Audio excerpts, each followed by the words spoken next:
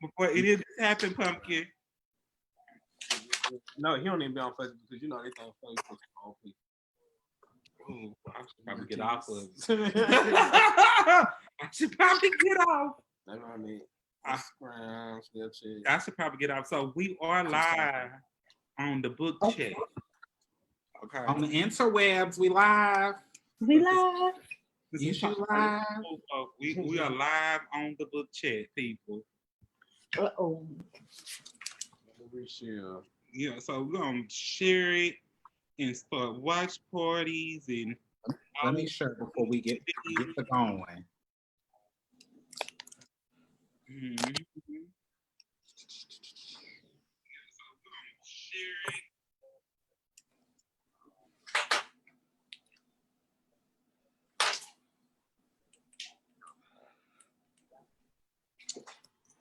There we go. I like that better. This might not give it to me.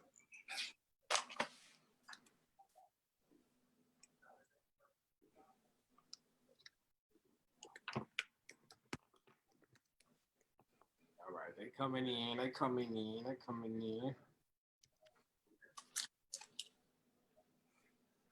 We're trying to tell you so you be mindful of keeping these comments as they come in, but I'll tell you later. Like observe so you know when you want to stand by. Hey, Trying to share it real quick. I done shared the people tuning in. Hey y'all. Y'all start sending them little loves and them haze and waves and stuff like that. So y'all, we are so excited to be back. A little bit look like come in. You want to make it a little lower done? I want them next time. Let's work out our technical difficulties before we go live. You know how we get in front of people. Oh, Malia Jones, don't it? Thank you. Shout out to Malia Jones. We appreciate the love here at my Mahogany Project. Right. Come on, Marnie. You better be playing in the air. You know, my sis Joelle says she like it. So, you know, when Joelle say it's cute, you know it's cute. Yeah, I love a good wave now. I'm like, oh, I might have to abandon blonde and go dark. Oh, Malia Jones, don't it? Thank you. Shout out to Malia Jones. Oh. That's you. That's what you sound like a dinosaur feature reference. All right. So, what's going on, people? Joelle is our main host for today, so let me start with my takeover spirit. Well, we can do introductions while I get the agenda up. We can do introductions. Okay, so I am Vernon McFarland, the executive director and the founder of the Mahogany Project. I am Via down this door, lean. The same dude, the main dude, and never the lame dude. I'm Marnina the Queen. And I am Joelle, aka your man's first choice, which is so fitting for today's topic, which is Black queer sex and relationships. I've been ready for this. Okay, this is what 4 weeks in the making, 3 weeks. With how long we've been? So it actually started with Adonis because Adonis is the one that brought up the topic like many weeks ago. I'm not sure. Okay. So we are gonna start off with just any show expectations, and then just anything in general about the Mahogany Project. Ernest, do you want to lead that off? So I guess so. I got the graphics back now, so I'll be putting it out anyway. So I'm super excited to announce that the Mahogany Project will be starting 2 new projects. One of them is going to be called Uprising, which is our self-defense program for TGNC folks to access self-defense items as well as self-defense resources. So that could be classes or other things as well. And we're also going to start having our bi-weekly support group coming up very soon called Tea Time. That's going to be hosted by Joelle and Crimson. So excited. Yeah. Shout out to my sister, my Nina. You know, she had to go down them Harwin streets, y'all, and find us all these mace and these stun guns and stuff. So okay. Are you the one that I was in East Houston streets searching. So yes, we are going to starting with very soon, probably starting Monday, start reaching out and start supplying our TGNC siblings, brothers and sisters with mace and stun guns. So if you need those items, be on the lookout for how you can access those free of charge. So, baby, yeah, the mace to keep him up out your face. Okay, baby. makes the kids. Yeah. Advertising. Advertising with it. Okay. What's up, y'all? Hey, Crimson. Take them to the king, baby. Hey, one of my BFFs, Jaime from LA. Hey. Okay, so we will go ahead before we get started with the icebreaker and the topic. We'll do a check-in. So today's check-in exercise is just going to be one word to describe your current state of being or mood. One word. Gowns.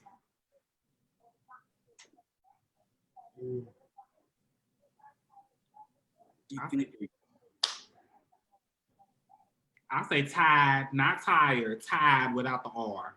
Ain't nobody wasting on your carpet.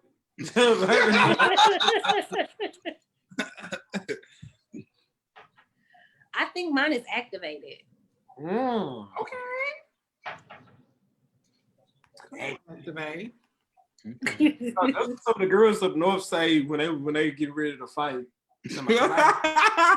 Fight power is activated. Activated. That's giving me like Morphin Power Rangers. Oh, well, you know, she is from Detroit, so, you know. Oh, that's why I said earlier gowns. You know, I had felt that little Aretha spirit come, a beautiful gown.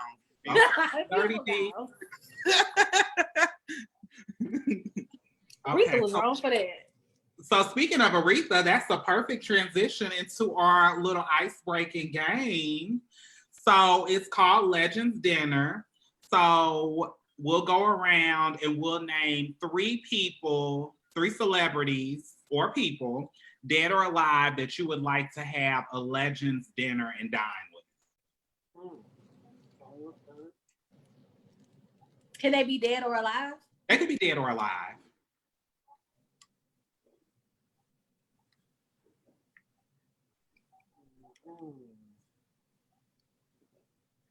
Okay, so I'm going to say Marsha P. Johnson, Alanis, and Dolly Parton.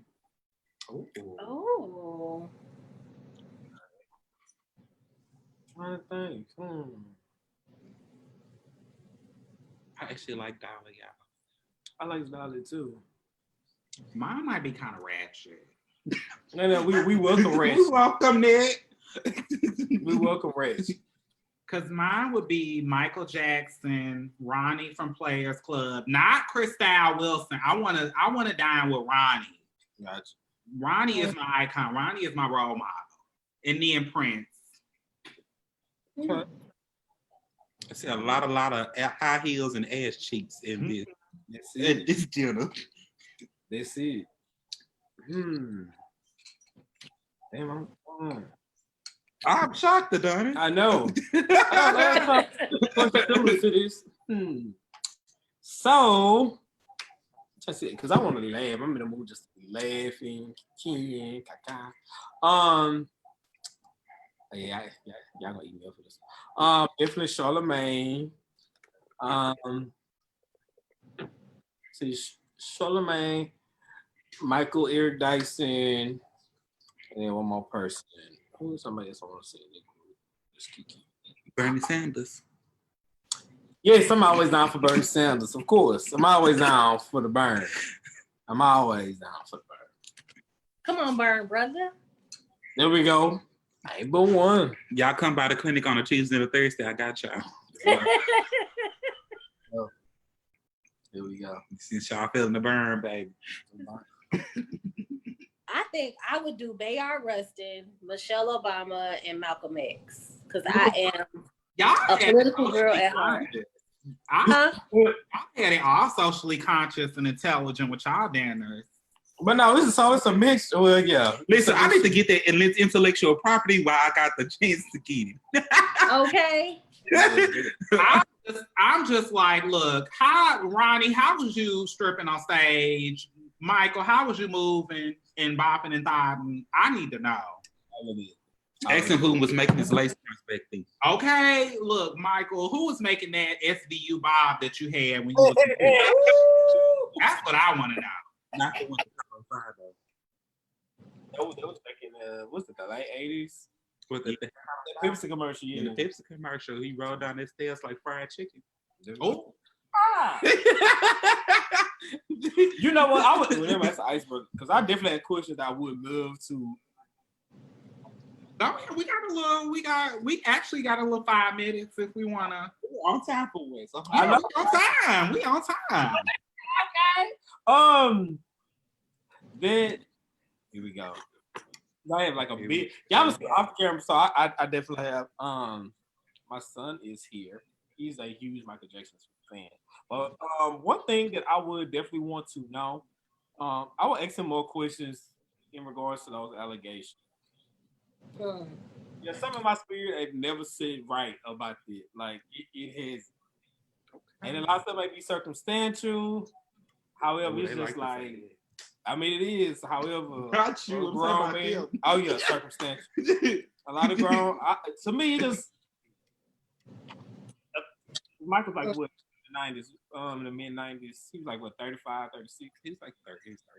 Yeah, because he's same age as my dad, same birthday too.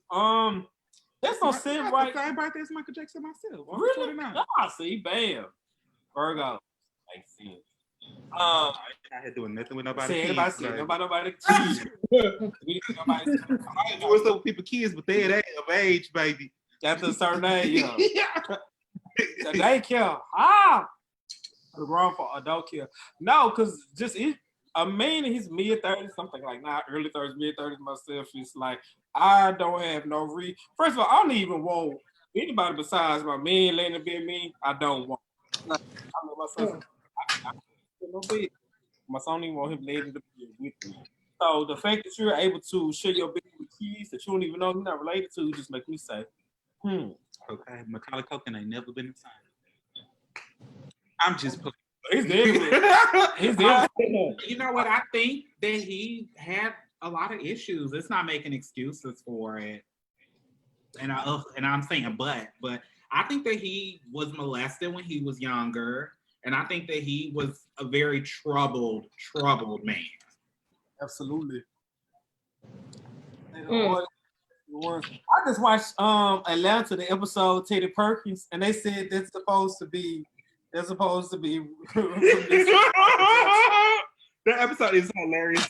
It is.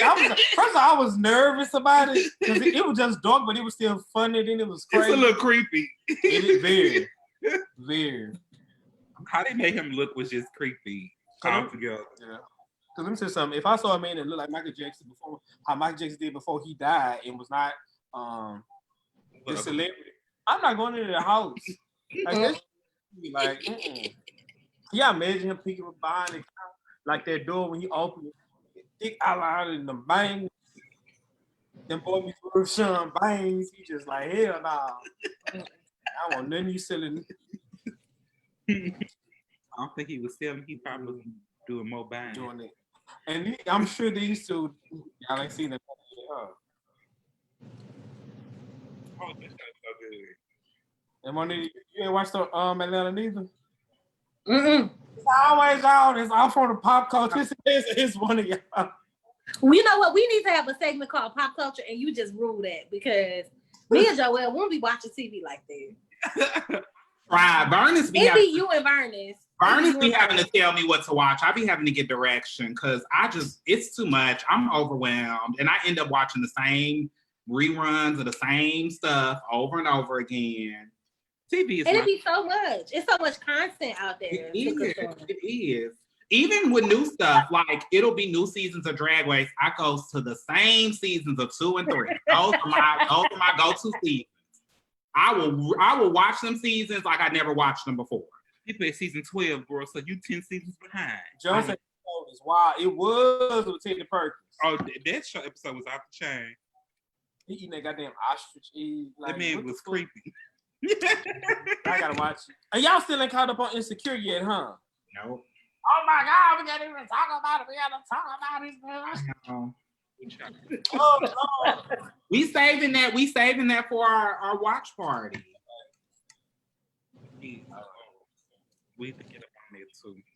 Okay, what's next, y'all? We don't wanna. All right. Well, we will actually go into our topic for the evening, which is queer Black sex and relationships. Oh, okay. So I don't know if I'm the only single one, but I'm gonna sip my drink before. You ain't gotta be single to be queer and Black and engaged in relation. 6. You ain't got. They don't have to be. A relationship. You just have relations. I have relations with Relations. Or like the old Black people say, coating. You know, the old Black folks, they say, oh, they over there coating. Right. Ooh, are they over there shacking up? Or hunch. Mm-hmm. Shack up because I don't like people to stay. I like you to be gone. Oh, so you don't want to cut her afterwards. You want to wham bam, think you They man. over there hunching on the keys. Mm-hmm. Okay. Oh, the first, You got talking about, hey Joel, what about the rest of us? Okay. Oh. Putting them is Joel. Hey y'all. Okay, we All her LA folks. Hey fam. But yeah, so okay, what about so say it again. So the first question is, let me see. What do you think is the biggest stigma surrounding TLGBTQI plus relationships? Damn, now that is so loaded. Mm-hmm. The subgroups under the umbrella face different things. And it's an open question. If you want to tackle a certain subgroup, we can definitely tackle that because we're gonna be breaking down into different little sects as well. So before we go into subgroups, I think it's important to say that in Black culture, specifically Black culture, there's so much taboo around sex because due to colonialism, queer sex in general, due to colonialism. And I think that that's one of the biggest, hugest things that surrounds queer sex, queer dating, and queer relationships, and just queer bodies, period, is that whole push of not only Christianity, but colonialism, that sex with the same person is taboo. And then, the same gender person is taboo, or with someone that is trans is queer is bad. And then also, not only that, colonialism, but also the raping of Black men. So a lot of our ancestors were raped by white men, and they called it bucking, or bucking the what was it called? Bucking the somebody. I forgot how what the term is. But a lot of the times that's the way they would get slaves in line, or enslaved folks in line, is by having sex, with them, or sticking stuff in their anus, They would try to humiliate the Black man that way. So they've taken that from slavery and just used that as a way to be anti-homo, or anti-same gender loving relationships. Yeah, you have that. And then because rape seems to always be about power. Mm-hmm. Most of the point is always about power, whether it's wherever you find the diaspora, whether it be hetero, bisexual, homo, normally rape is about power. Mm-hmm. Damn, the stigma as far as Black gay men, definitely the stigma is you do not talk about sex that much. Growing up, my parents didn't talk to me about it. I remember my parents did sign a permission slip for me to learn about sex because they was teaching. Did they learn for you to learn about sexual, or did they learn for you to learn about health? You know what? That's a great question. So it was just the anatomy of the body as far as puberty and stuff like that. So and it was crazy. Yeah, hell. It was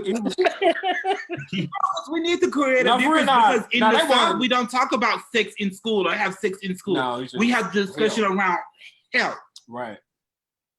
That's true. I was in 3rd grade. I wonder why they did it so soon. Well, I guess it wasn't so soon.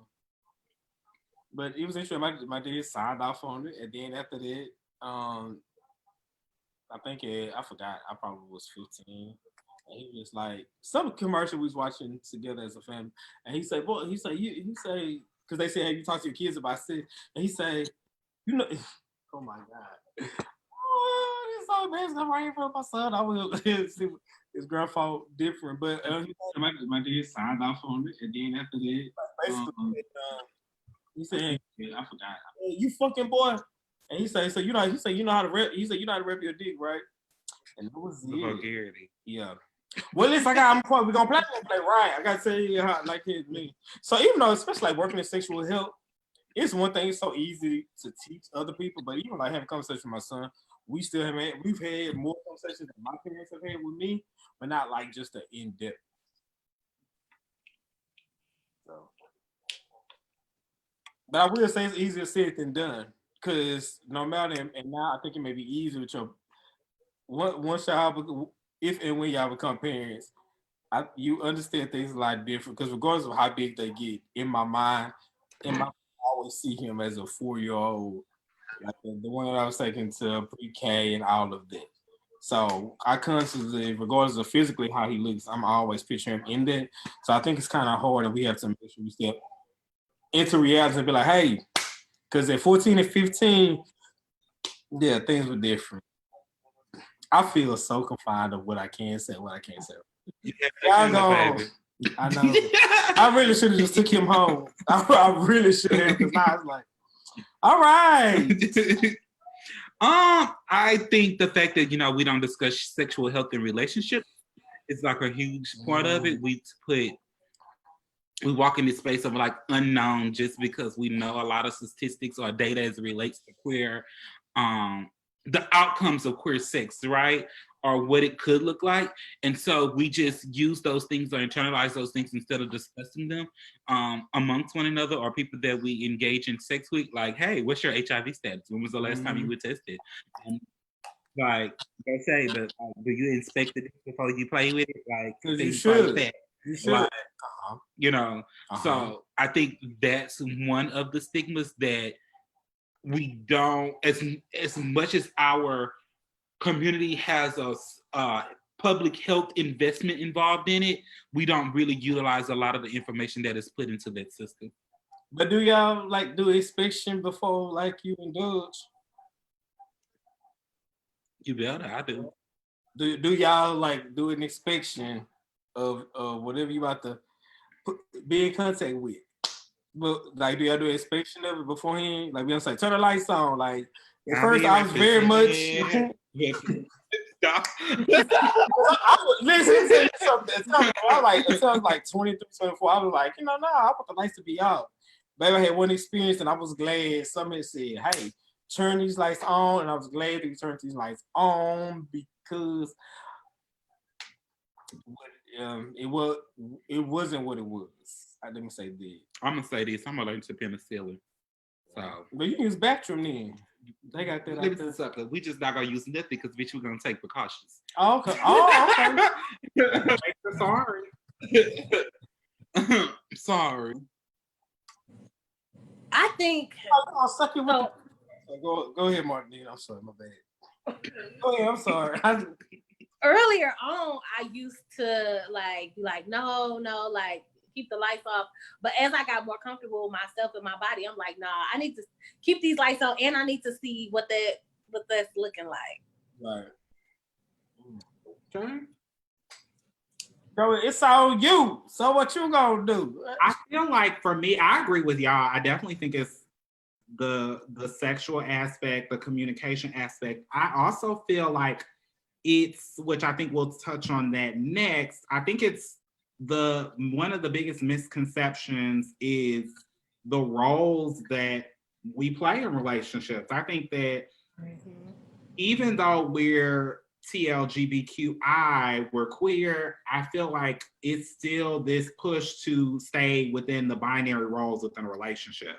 So it's, to me, I think that that's one of the biggest misconceptions is that a relationship, a queer relationship, can look like anything. It doesn't have to look like your mom and daddy relationship, but yet so many relationships do. Yeah, these heteronormatives, like, and I know it may look well, And Monique, maybe you can expound upon that because I know within. Oh, I should gotta expound on heteronormatives. Well, no, I'm just see how they do. See how they do. See how they do. No, because I know as far as like, especially in the black queer community, as far as especially like black gay men, it's definitely a lot of heteronormatives pushing as far as certain positions. Like the top needs to be XYZ, the bottom needs to XYZ, and needs to engage in certain things, and not engage in certain things. And a lot of people, and it's different because I'm in certain Facebook groups to where certain topics come up because I can tell you, this with black men, like that's a big issue. They need to know. They want to know who is what, who gonna be doing what, who not gonna be doing what, and how they gonna be doing. But it was posed in it was just a queer group of all walks of life, all races, and the counterparts. Basically, everybody non-black, there were comments who were like, "Why does it matter? Yada yada, this, that, and the other." When within the black community, for overall, with black men, you have to either operate under this umbrella or operate under that umbrella. So is it like that, like dealing with a lot of within the black lesbian community? Because I've heard certain things as far as like studs can't deal with studs, and I've heard something talk, bro, that's gay. I'm like, but you still check. You gay. Yeah. Right. I hate when they do that. Like with us, like, nah, don't touch my ass, that's gay, or I don't want to be like. They literally have an entire sector of like butch or stud lesbians that are called touch me nots. What? That don't want to be touched. Like they don't want you touching their titties, don't touch their ass, don't eat them out. Like there's an entire sector of females that don't want that. Masculine women that don't like that. So. Okay, man. Don't touch me not. Don't touch none of me. I'm just touching all of you. Yeah. They get their nut. They just get their nut off getting you get their nut. Mm-hmm. And then, like, I think they work good with these. It's a sector called pillow princesses. So those are the girls that don't give head, that just want their pussy ate. So those two work good together because I don't want to be touched, but I want you to eat me out. You know what I mean? That type of shit. So they work great together. But I really think that in all TLGBTQ, I don't know how to say it like that. I know how to say LGBTQ. I don't know how to say it the other way. You're LGBT. No, we can say queer. We can say black queer. Yeah, so I think in queer relationships, misogyny plays such a big, like we live in a patriarchal society as well. So all of those roles of, oh, I'm the man, like even in stuff and femme relationships, I'm the man, I tell you what to do. And I think a lot of times when, I could just speak for lesbians, as in lesbian relationships, they take sometimes the toxic traits of men or like the toxic things that patriarchy brings. And they're like, oh, I want you to bring me dinner and I want you to clean up and I want you to cook and I want you to, be cute and wear the nails and just do that. And I'm gonna be the man. Like, no, lady, there is no role. To the toxic parts and the extreme parts, when they want you to wear the hand and nails, compensate for it. Are they paying for it? Are they saying, I want you to wear the hand and nails, or are they breaking you off for the hand nails? 9 times out of 10, hell no. No, let me tell you something. And we did a turnabout show to raise money, and then like with my gay wife, shout out to Eugene Hayes. That's who transitioned back. But it's so much going into like being a feminine girl with the hair, the nails, the makeup, the legs. But let me tell you something. First of all, I love to look at it.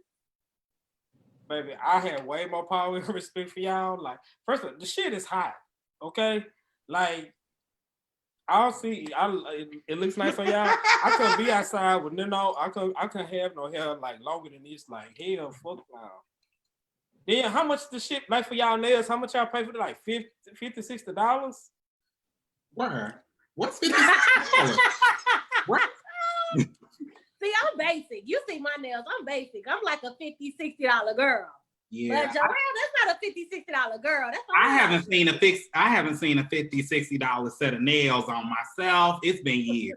It's been years. Because I've been getting mad. I can't go get my manicure and my pedicure with the shellac on my toes clear for it don't need to be no more than $25. Well, you're not paying this. But when I go in there, they do it because I argue with them. I thought, okay, no, Yeah, I'm you thinking Nigerian. 25. Yeah, $25 is too much. My friend, come here. Let me Please, talk to I you. don't understand. I don't understand. Now he has to use the accent. And I pulled it out before because they be like, oh Lord, I ain't about to deal with him. But yeah, it's a lot. So they be want a girl to stay laced up, done up, but don't want to pay for it. That's what it sounded like. Mm-hmm. Okay, skinnies ain't cheap, baby. I guess a lot, man. Please. And then the type of head you get too, that shit be so high. When I see how much you're paying for these lace fronts and these buns, like hundreds and hundreds of dollars, then to get it, oh man, hell no. That's why you got to do it for yourself. Because these people, because I'm not going to just say niggas, these people be dusty and they don't be worth it. Mm-hmm. Now you can put a wig on Afterpay. You can get you a $1,200 wig and pay in installments. So how long does they lay? I know we done went a whole different way, but how long does it normally? I mean, How long does what last? $1,200 week. It depends. Depends on how you take care of it. So what's Depends on how you take care of it. It could depend on, are you wearing it out in the heat? Like, are you putting heat on it? It's so many factors to it. It just depends. Do you wear it to sleep? Some girls sleep in their wigs. Nah, I'm not doing all this. Okay. But let's get us How back could I more than like $40? Oh, let's get back on top. We can't have to play with. Baby, let me tell you, Catch your daughters in the beauty segment, okay? Because this There is we go. not it. baby, I would wear that thing till the motherfucking seams come out for two. Natural hair I be showing through here, braids and shit popping through. $1,200. I need to find me a good booster, baby. I need you to run up in whoever. I ain't saying what's These boosters ain't worth nothing now because they boosting stuff and still charging retail prices. You can't trust boosters, man. Oh my God. But we'll move on. So next question. Let's talk about the stigma surrounding roles within TLGBTQI+ relationships. I think we kind of discussing it because that is like the whole dichotomy of like the touch me nots and things like that. Because a lot of people are outside of the community, to them it all boils down to who's the boy and who's the girl. I hate when like so many, because I had straight friends that used to say that, oh, who the boy, who the girl? Like we both mean. That's why we play rock paper scissors. Right. Who's who? This shit don't make no sense to me. It don't. But I think again it all boils down to that patriarchy bullshit. Like the man has the most in the relationship. He's supposed to be the one controlling everything. Bullshit. I think it's a lot of people base it on masculinity, like who's the most masculine. Whoever's like, we can both have feminine qualities, but if you're more butch than me, then you're the man. Like type shit. And I just, I don't think that's how we should have to live. And don't let colorism comes to play definitely in black gay man, because if you dark skin, 9 out of 10 automatically, because you even look at the, oh Lord, I'm having this conversation with boys right here. But even with porn, normally you always see a dark skin top, a light skin bottom. Very seldom, my friends were telling me this, that you don't have too many situations where it's flipped. Yeah, because dark skin, while it's also people see the people with dark skin as a threat, dark skin is also looked at as security. So the darker looked at is going to be more people will be less possible to approach him with anything negative or try to attack him or assault him, because dark skin is appears to be masculine or a point of authority or things of You have to criticize from even like we speaking about like slave plantation, the whole Mandingo stereotype. Like it's always a dark skin book that you want to listen to more than be. I agree. I definitely think if it is, when it comes to porn, if it is someone that's dark skinned, they usually are, if it's queer porn, they usually are fetishized or it's interracial. It's never reversed in terms of the role. So I completely agree. Yeah, I don't think it's just like bringing up the whole BBC thing of how like people of other ethnicity groups fall in your inbox or just Right, they see a what's BBC for those who don't know? oh Google it. Uh, they they fall in your inbox with asking for things just because Yep. you are a person of darker skin or you are a person of African descent, and it's just like. And that's all I am to you because when Black Lives Matter roll around, we sure don't see you out here marching, but you show. Some girls had like I love black penis, so Black Lives Matter. They really went out there and had that on their signs, and people like I'm not Well, at promoting. least they was honest because the rest of the girls will just march off in your inbox and that's it. They came out there with them signs like that was cute. Bitch, if you don't get the fuck on, girl. What the sign say, y'all? What the sign say? I like black penis, so Black Lives Matter. Wow. I want mixed babies, so Black Lives Matter. Oh. Wow, the fetishizing and the fetishization of Black bodies is so ridiculous. Mm-hmm. It is. And we're going to talk about fetishization. I also have an issue with how Black queer men fetishize Black trans men because that is an issue. Oh my God, that is there's like a something as that is recent that has really Just was discovering this. It was very, I don't know. I didn't realize it like a thing. groups. Yeah, Hey, let's be. it's a very big thing. I find that out how Black cisgender heterosexual men fetishize Black trans women. I see cis Black queer men do it to Black trans men all the time. I'm talking about, and they have no regard for it. It's like, oh yeah, I know I'm doing it, and it's okay. Oh, we actually have a question from Jaime. Hey, Jaime. Do you think that the binary has to do, or the queer obsession with binary also has to do with religious upbringing as well? I would say yes, 'cause the whole thing was Adam and Eve, and one was a male and one was a woman. So the whole thing kind of started from a binary standpoint.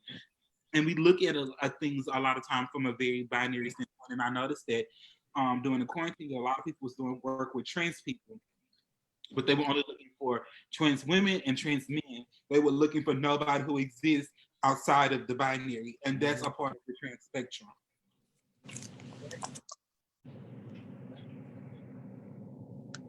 This is real.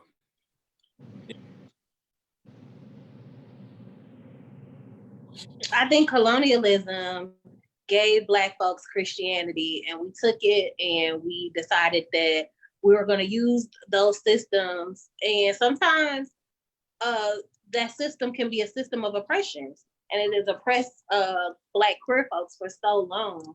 And a lot of people have not only church hurt behind it, but a lot of people saw and see that as the end all be all. So with that whole Adam and Eve deal, they feel like, you know, it was good for them, it should be good for me. And so folks try to fit inside of that binary. I think it all is a system of oppression. I'm sorry. It was a book that was written by white people, by some white people that enslaved us. And it told us that we wasn't human and we was 3/5. But we supposed to follow this book as law. And I don't understand it. But then y'all want to hurl the book and we hurl it at each other. Like it baffles me. And then when queer people turn around and sling the Bible, that makes even less sense. Mm-hmm. I don't think I like Colonial or Holmes. They're quite Really nice. I like Lando Day. Oh. Actually, we had this because I'm making my son watch Roots, the remake. Bless his heart. And we were talking about, because, you know, the remake starts off in Africa first before the Atlantic slave trade thing, how it plays into them. But I was teaching him about how Christianity became a part of African American experience and how it was taught. Because beginning of the movie, they're praying to within their tribes as far as dealing with the ancestors, and then they have like a lot of Muslim references.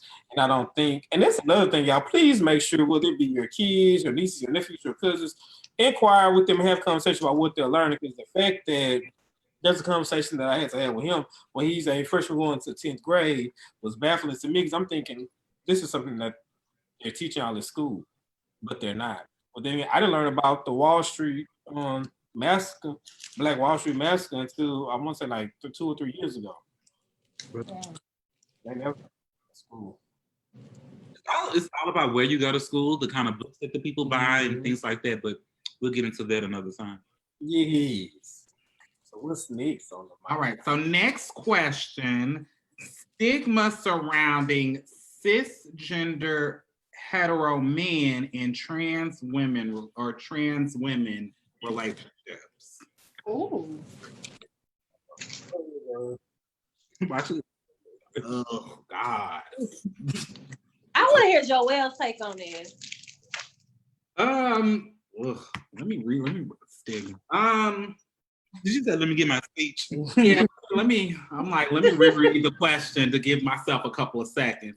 I think that the biggest stigma is that the relationships don't exist. Like, I think that's the biggest stigma. Like, we just out here some asexual beings that nobody wants, and we just floating through life, and we just get old and die, and don't no man want us. Like, it baffles me when people are shocked at like, and I mean, I'm not going to,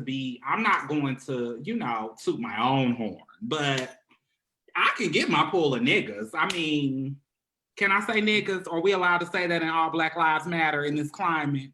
But I could pull niggas. I pull niggas when I'm looking raggedy at work, and I pull niggas outside of work. But it baffles me because people are always shocked that somebody of trans experience, or even somebody that is TGNC, period, that they have a dating life, or they're able to date and date pretty. I mean, we can hold our own just as much as anybody else. So I feel like that to me is the biggest stigma. Like, even like when I'm around hetero cisgender people and somebody tries to holler at me or talk to me, they be so shocked. And I'm like, why? I look better than you. So why are you shocked that I'm pulling? Because trust me, the only reason I'm not pulling more is because of what people think about y'all. It's not because of my level of attractiveness, but that's something else for that time. But I mean, to me, that's the biggest stigma. I think that it's this notion that, because we say this shit every year, that, and I hate that it's 2020, we still got to say this shit about how trans women are not out here tricking men, because motherfuckers still think that trans women out here tricking cisgender men into thinking they're women. When this nigga knew what was up, when he started walking up to the car, or saw sis at the gas pump, or saw her go in the store, or saw her at the park hanging out with her friends, this nigga knew what was up way then. I have been in places with trans women who have met guys and like in a hurry, like, okay, give me a number, and I'm gonna text you. Then as soon as they get in the car and drive off, they let them know what's going on. So it's not this notion of that. And I was on a podcast last week, y'all. I definitely want to go into this. I was on a podcast last week, and I had with a Black cis heterosexual man and 3 Black cis queer men. And I had to list the cis heterosexual men and the older Black queer men know that trans women or women and men who date them are heterosexual, or because they date trans women. And if they stop dating trans women, it's not like they're gonna go date a man. They're gonna still go date another woman because they're attracted to femininity. And he was like, who's saying that the men are straight anyway? And then some kind of way, the cisgender man asked me about my bottom anatomy, okay, on live in front of everybody. And he thought it was appropriate. So this is the kind of stuff that black, I'm not gonna say that black men do, but this is the kind of stuff that cis heterosexual men do that's just not okay, that foster more stigma or prejudice or bias or put harm on trans people, because we make this uncomfortable situation for people who date trans people to feel like it's not okay. We base people trans experiences solely on their anatomy without doing adequate research, because his whole thing was, well, you over here saying that trans women are women, but there still ain't been no meetings of the minds to confirm this. So I asked him, well, hell, who in charge of the meetings of the minds? Because I'll book the shit right now. Yeah. I was confused. Meetings of the minds.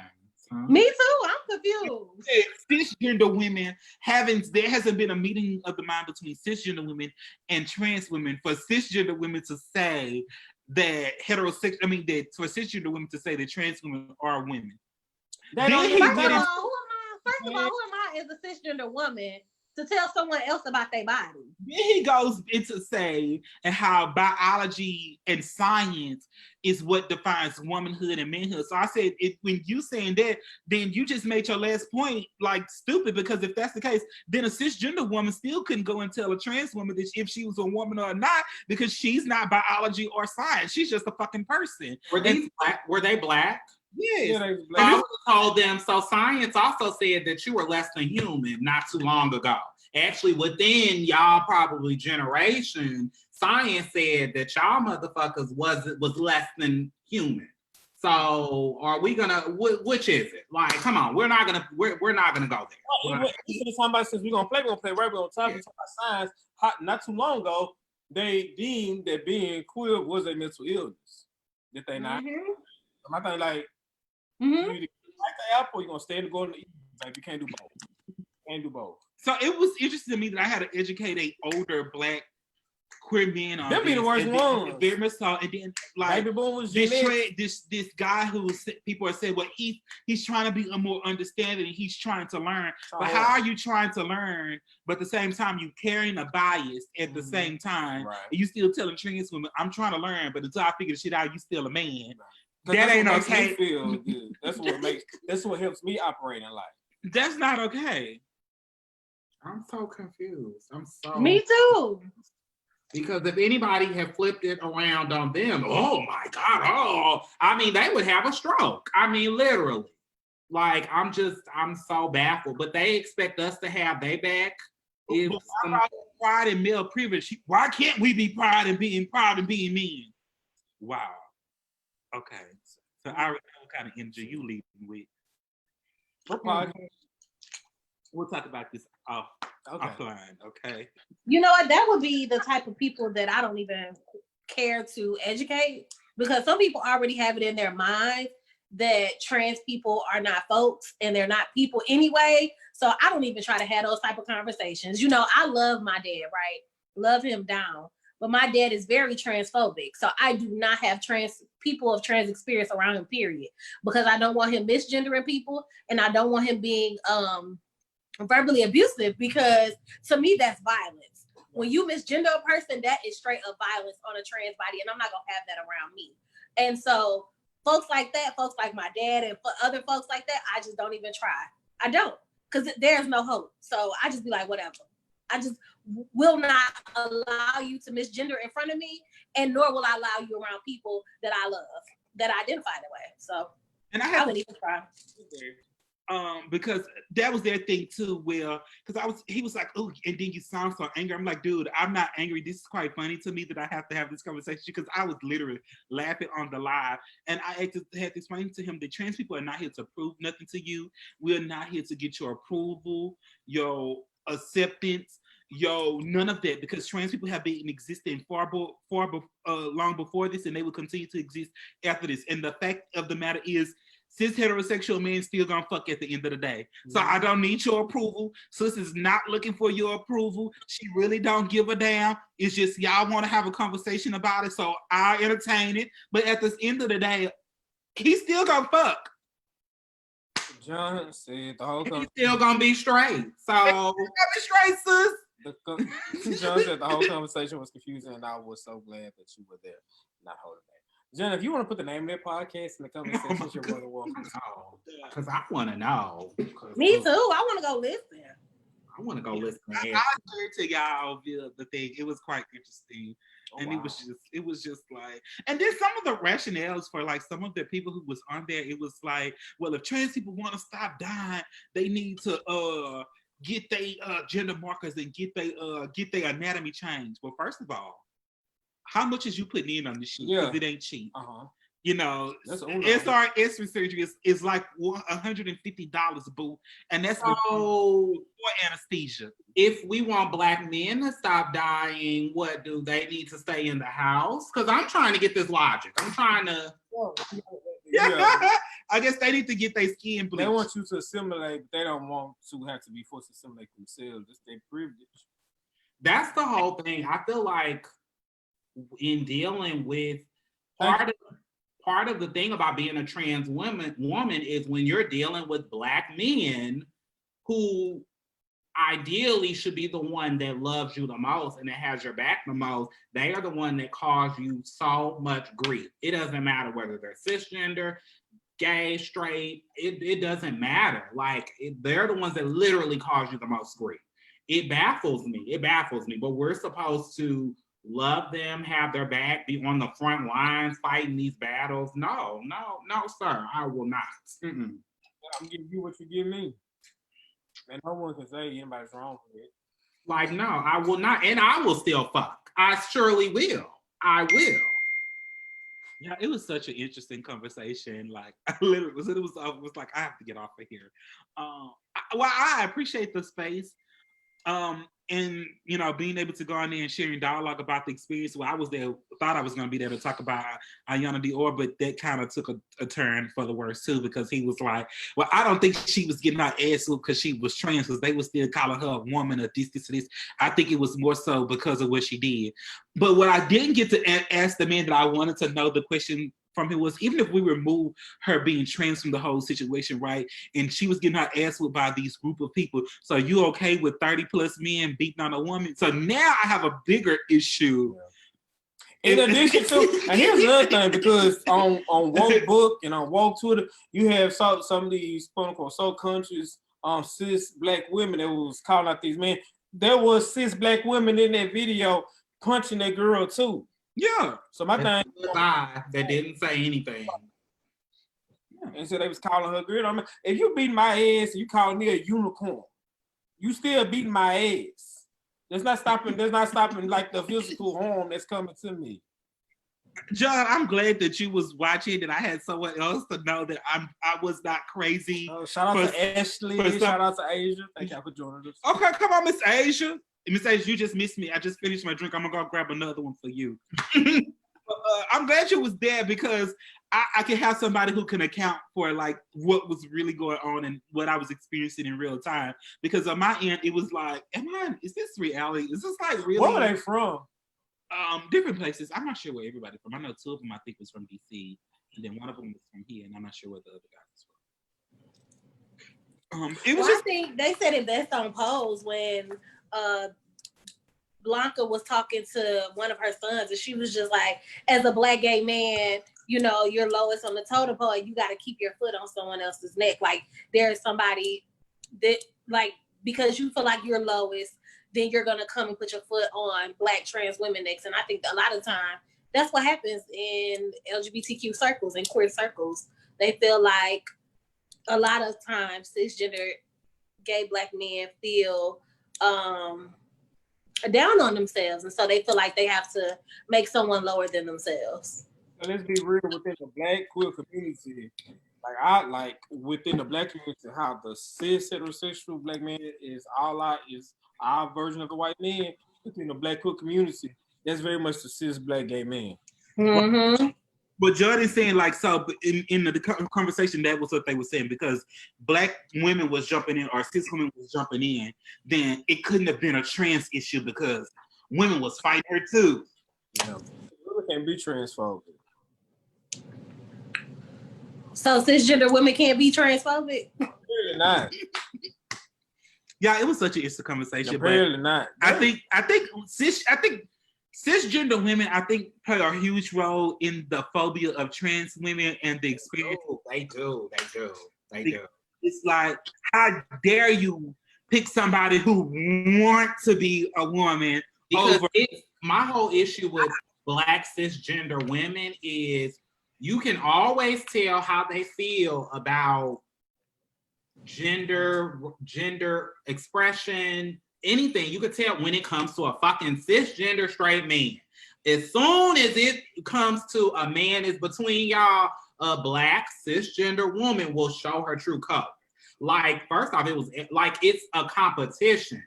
Like, they are so, because they feel like Black men are threatened and an endangered species, they are so quick to hop up for these raggedy ass niggas that they will immediately show their transphobia and their inner misogynoir. And it's ridiculous. It's so ridiculous. Like, they get on my nerves with that. Don't nobody want that broke ass, raggedy ass nigga who's still gonna fuck. He's still gonna fuck.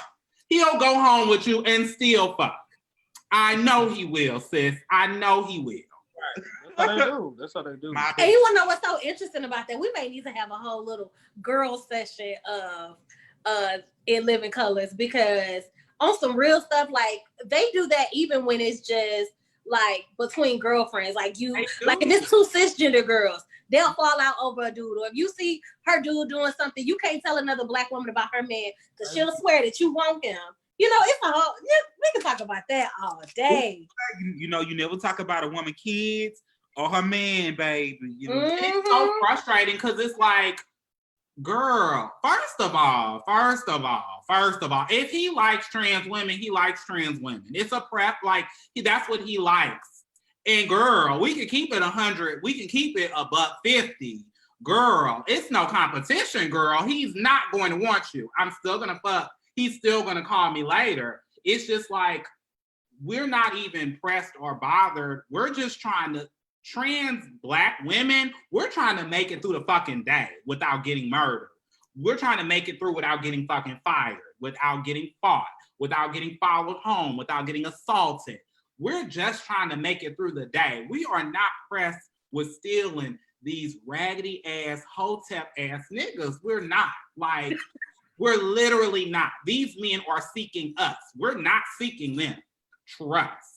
It's so frustrating. Like, it just goes back to, because I'm gonna bring it back to the question. It goes back to my biggest the whole biggest stigma is that Black cisgender hetero men don't want trans women. And like you said, Bernie, say like we trick them. And no. Trust me, they want a Black trans woman. They gonna find a Black trans woman. They know where to look. They know where the girls are. They're gonna get them. Not at all. Not at all. This is not their first time at the rodeo. Mm-hmm. And the rodeo might have been shut down due to Corona, but they were still riding. Trust and believe. Trust. They were still riding. Yeah, y'all definitely need to do a Living Colors stuff. Because I do see that just even in other Facebook groups that's predominantly cisgender Black women. And then again, that comes out of helping my son, like the need to have to critique someone or criticize someone just based off first content. Like, what about that is fulfilling you? Like me saying, oh, look at him, oh, she ain't out, she all right, but look at her hair, or she all right, but she ain't this or she ain't that. I'm like, what is the need to tell somebody down to make you build up? This says a lot about your self-esteem. Because here go my thing, and I ain't saying because I got my issues, if we all got pain. But the last thing I'm gonna do is walk in the room, be trying to size up a dude, trying to see where's the deficit at. Because at the end of the day, however I feel about myself, after I've pointed that out, I'm still gonna feel the same way about myself. So what is the need for me to point out something else? It's not gonna hide my insecurities or my flaws. I just want people just to just get off it, man. Damn. And then I guess they be doing all that because that's on some pick me shit. And you got some Black cis gay men to do that same shit, want to tell down the next person just because you want to be appeal to a motherfucker who don't even honestly want you. Or want you at that moment, but still gonna go back to the same one. Have y'all ever seen this shit? Because I've seen many times people they done read and what. How many times have y'all dealt with somebody that when y'all was together? I'm gonna bring y'all back. This is for Fair Album. She said when we were together, was it? When we were together, you told me everything that you liked, you didn't like it, then you went out and got exactly that type. Like, I mean, how many times have we seen somebody or ex of ours or seen somebody else ex tear down somebody? Then after they no longer dealing with that person, they end up going to miss the same person who they said was nasty, was ugly, was underway, overweight, and all that. Like, baby, come on. And then the idea of having things to attract people necessarily, right? So it's in the LGBT culture, there's this thing like you have to have nice cars and nice apartments. Like everybody want to stay in lofts and townhomes and things like that, right? That's the new thing. And of course the girls want houses too, but everybody want to stay in lofts and townhomes because it signifies like you have some type of coin, right? And then everybody want to have BMWs and Mercedes and Infinity trucks and G-Wagons and all of these things because that means you have some kind of stature. But all of those things are really tools to just attract people. And that's not to say that people can't have nice things, some things to signify their accomplishments or who they are in life, right? Of course, I want a fucking house. Of course, I want a nice car, but I want that for me. But we experience that a lot where people run out and go get these things so they can compete with the next person or to appear more desirable. The only thing, the crazy thing about that, because even while you have all of that, you got all the glitz and glamour and glitter to attract those people, baby, you have to question yourself, would they still be here if I didn't have this shit? Because even when they person, and here's my thing, man, I'm body positive. I'm like, hey, listen, if it's your body, you post it how you want to on social media. However, baby, you already giving all that you got and play all your cards on deck. What else do you got? And so when you've already did that, because you can do all of that, and they still gonna go out and get that individual. They'll still go somebody's house and fuck them on the air mattress. I promise you they will. I promise you. So all of everything that you have and what you offer, like that's not gonna keep them at home.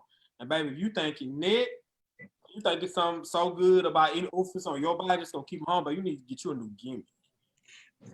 Debbie said she said the men are killing trans women, but Black cis women are raging the campaign against trans women. Oh, wow. And I think that's a valid point because a lot of the education mechanisms that are passed down from adult to kid from adults to kids is passed down from mother to child, and so a lot of the things around. Not to say that parents, sometimes dads don't parents, but a lot of the parenting usually comes from moms.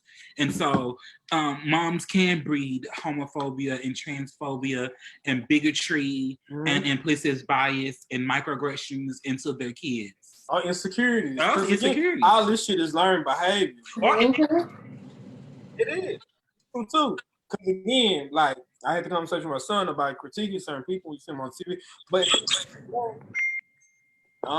15, minus 10 years from now, he's 5. So all this shit is nature and nurture. Like you have to witness that personality trait and witness that to feel as though that's okay for that to be your default. So the shit again, it always goes on. But you get to a point to, especially when you get up, become an adult, like you have to be able to realize and have accountability that I may need to learn certain shit, certain types of behaviors, because we've all had to do it. Yeah, I mean, I have not always been this person. I done said some hurt and harmful things to people, right? But it's also what you learn.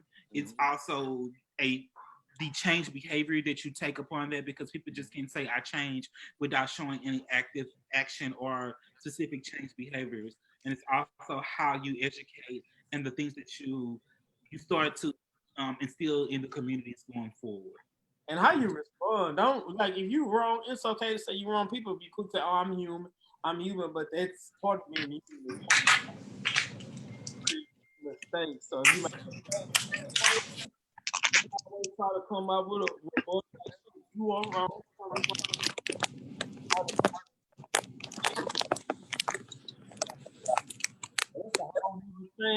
Oh, I'll thank you down for the coming to the pod. Check out this.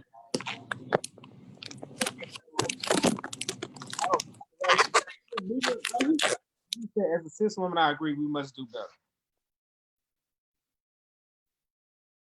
Okay. So what's the next one?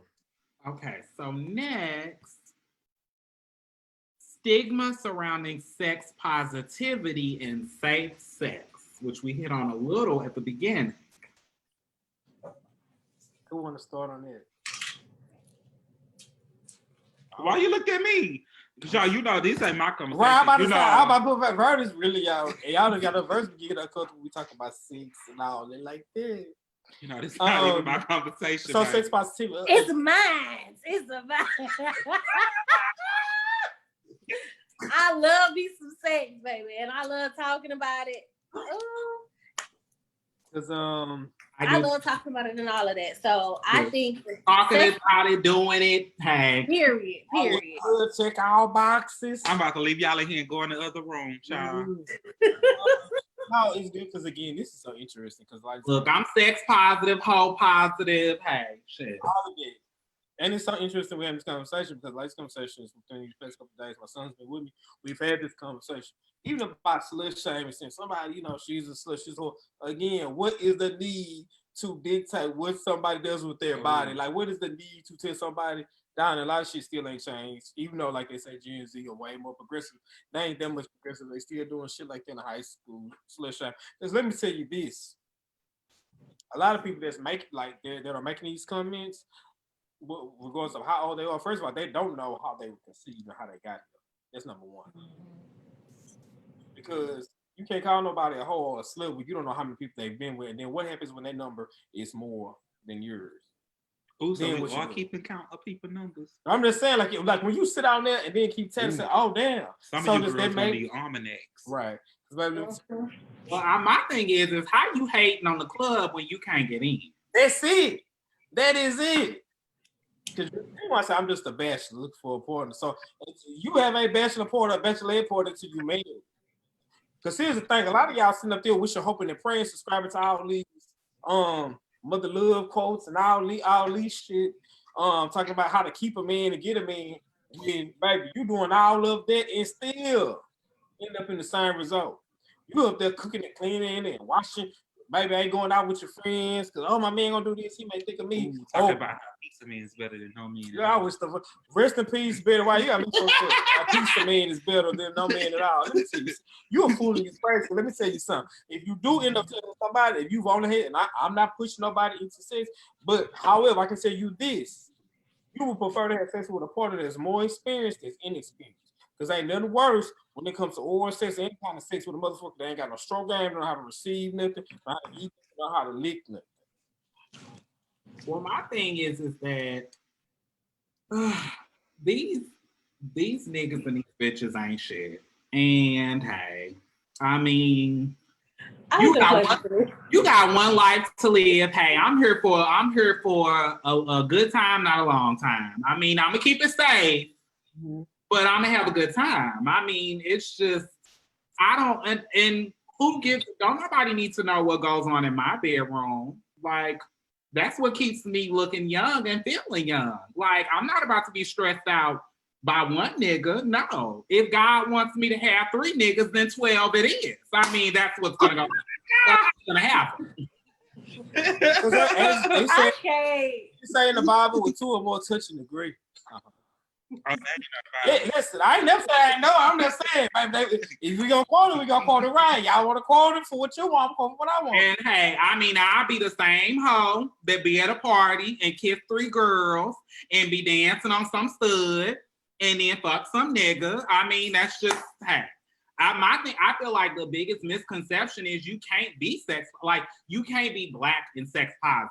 You can't be black in love and proclaim that you love sex and you're free spirited when it comes to your body. I feel like it annoys me because I'm like, well, white people can do it, white bitches can do it, like, and they not even interested in doing it. Like, that's just, to me, that's the biggest misconception. Like, it's nothing wrong with fucking as many men as or women or doing whatever I want. It's so long as I'm not putting nobody's life in danger. It's consensual. Yes, consent is important.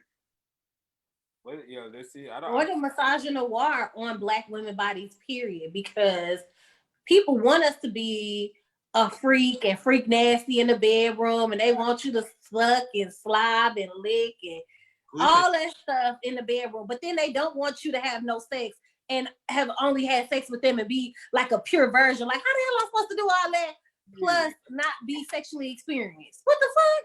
Or niggas be like, I want you to please me, but you're not gonna do so I can't get nothing out of it. So no. You want a head doctor, but a head doctor go to school. You want a master's in head doctory, but you're not gonna do anything. I don't understand. Okay. Y'all better remember what P.D. Pablo said in Freakily. He want that lady to do all kind of shit, but he just want to lay there because he don't like to work too hard. Okay.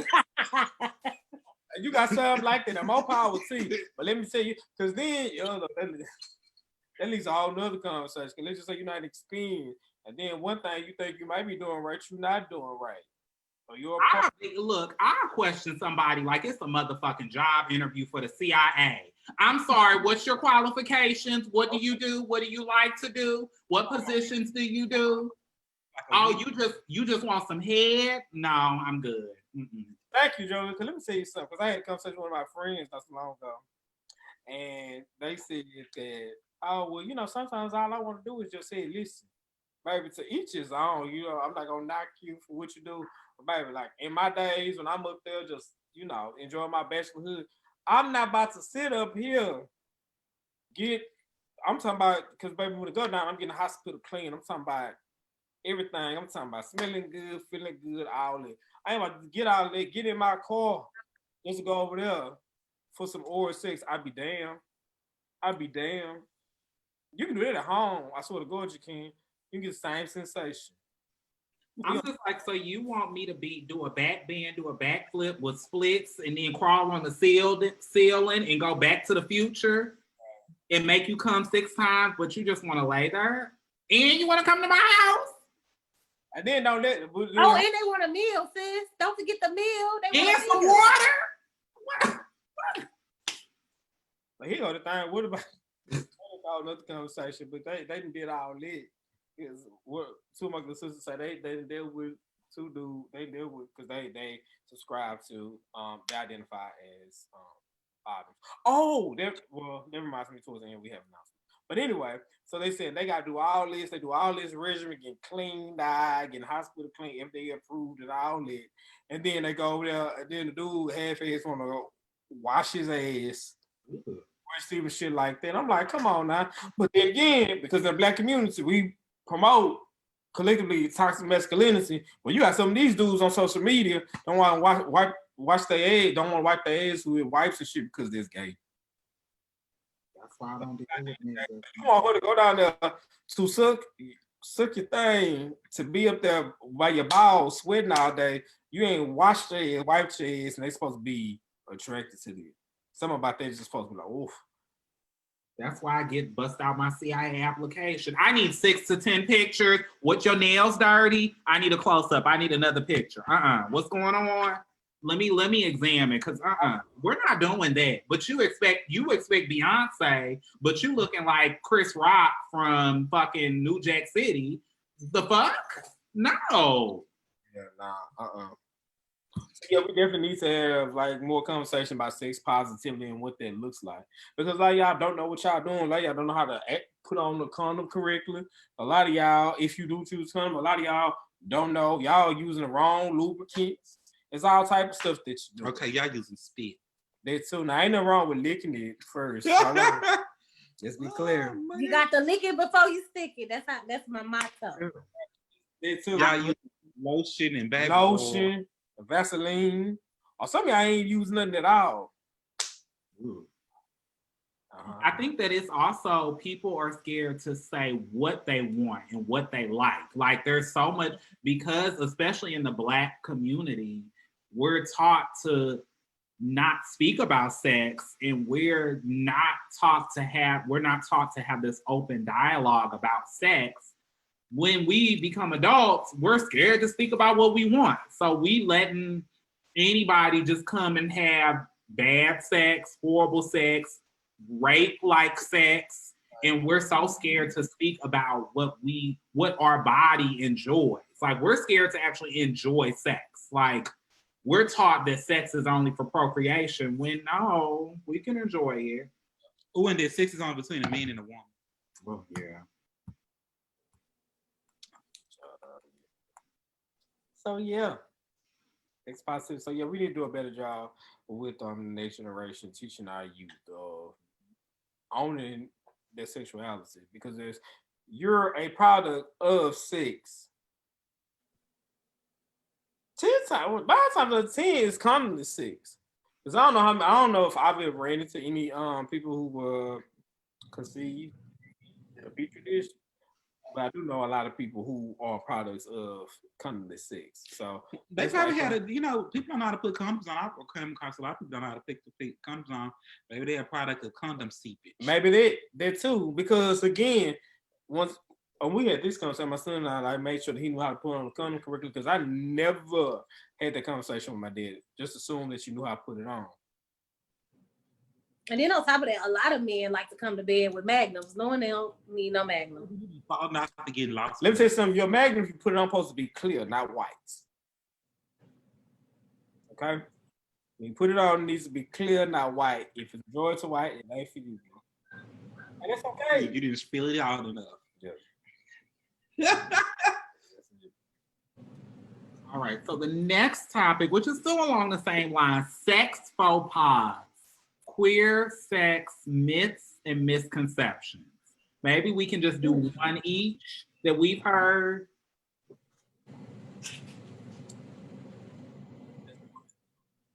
Oh, so I would say a misconception, because I definitely want to clear this up. So there's been this, Lord, this is about to be sorry, Adonis.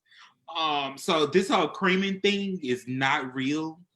I know people be like, oh, Trey done fucked Miss Mama stupid. She done creamed out. Yeah, no. No, you have been damaged. Mm-hmm. That is not okay that your body is doing that. That means something inside of you have been ruptured. Pretty much, you need to go to the emergency room. Something inside of you have been ripped or ruptured. That is not. And baby, they will hold you down, especially since black gay men. Like this system, I don't know. I naturally get wet. No, you don't know your body. You don't know your body. You don't do that. No, you don't. So it just doesn't natural. Wow, y'all teaching me something here. I didn't know that. Like I said, no, sis, that's not okay. They want it to be, and it's not thick. It is not thick. The doctor said you read. No, that name that they told you that. They told you that. It ain't because it's producing, because you're attracted, because you got some leaks, because you go get some seeds about it. So it ain't supposed to queef and all that. No, it's gonna make the noise. Now, of course, but like in the orifice, like you make noise. But I'm talking about naturally getting wet. How vaginas naturally get wet once they're stimulated. Mm-hmm. Ain't no cavity doing it. You'll be watching the Butch Queen porn, so because I know we talked about this. So. I do. As well, I watch it as well. I'm a porn connoisseur. Queen porn, sis, but they are not supposed to be doing all that. You're not supposed to have all that. Like that. That means something inside of you have been ruptured or ripped.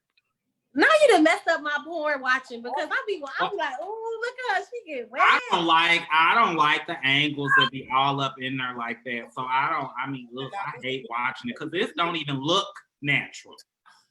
Now they do have lube shooters to where you can lubricate the rectum. Yeah, they call backsliders. The Butch Queens like that. But you got some people because they can use a backslide and backslide at the same time. Now, if they are, like, let's say, now, Monique, you watch a lot of group scenes and group sex now. They may have some scenes with someone like ejaculated in them, and then another person and another person. Oh, and then they use that as lube, and then that's not lube. No, but it ain't even that. It just be two of them. I ain't gonna say his name, but he be having a lot of sex with a lot of trans men. I think you know who I'm talking about. Oh, yeah. Mm-hmm. I be watching him. But I also be. I was about to say a name, but he ain't giving us no promo, so I'm not gonna say his name. Is he bald? Are we talking about the same one? No, he not bald. He got hair. When she talking about is one with them locks, the tall, dark. Oh, okay. I watched that one too. I enjoyed But I saw it. him. I saw people be having Attractive men, so wherever there's an attractive man, I don't care. I'm an equal opportunist. Ashamed of y'all. Why? Oh, okay. See. Y'all some heathens. See. Like, let it be activism or like anything stigma, transphobia, baby. You can't stop Mama Boss. We get on this subject. Oh, Southern Belle, baby. She's such a Southern lady. Like, I can't. We ratchet as hell. No, I've been waiting for this topic for weeks, and every time it's always an issue. I'm like, look, what? See, that's what happens when you don't have these conversations at an early age. Then you be, oh, I won't do that. But I promise you, behind closed doors, normally it's always a different situation. I ain't saying busted wide open. But I'm saying normally when it's like that, it'd be a different situation. Y'all some heathens. We're gonna have to ask Mr. Thug Man.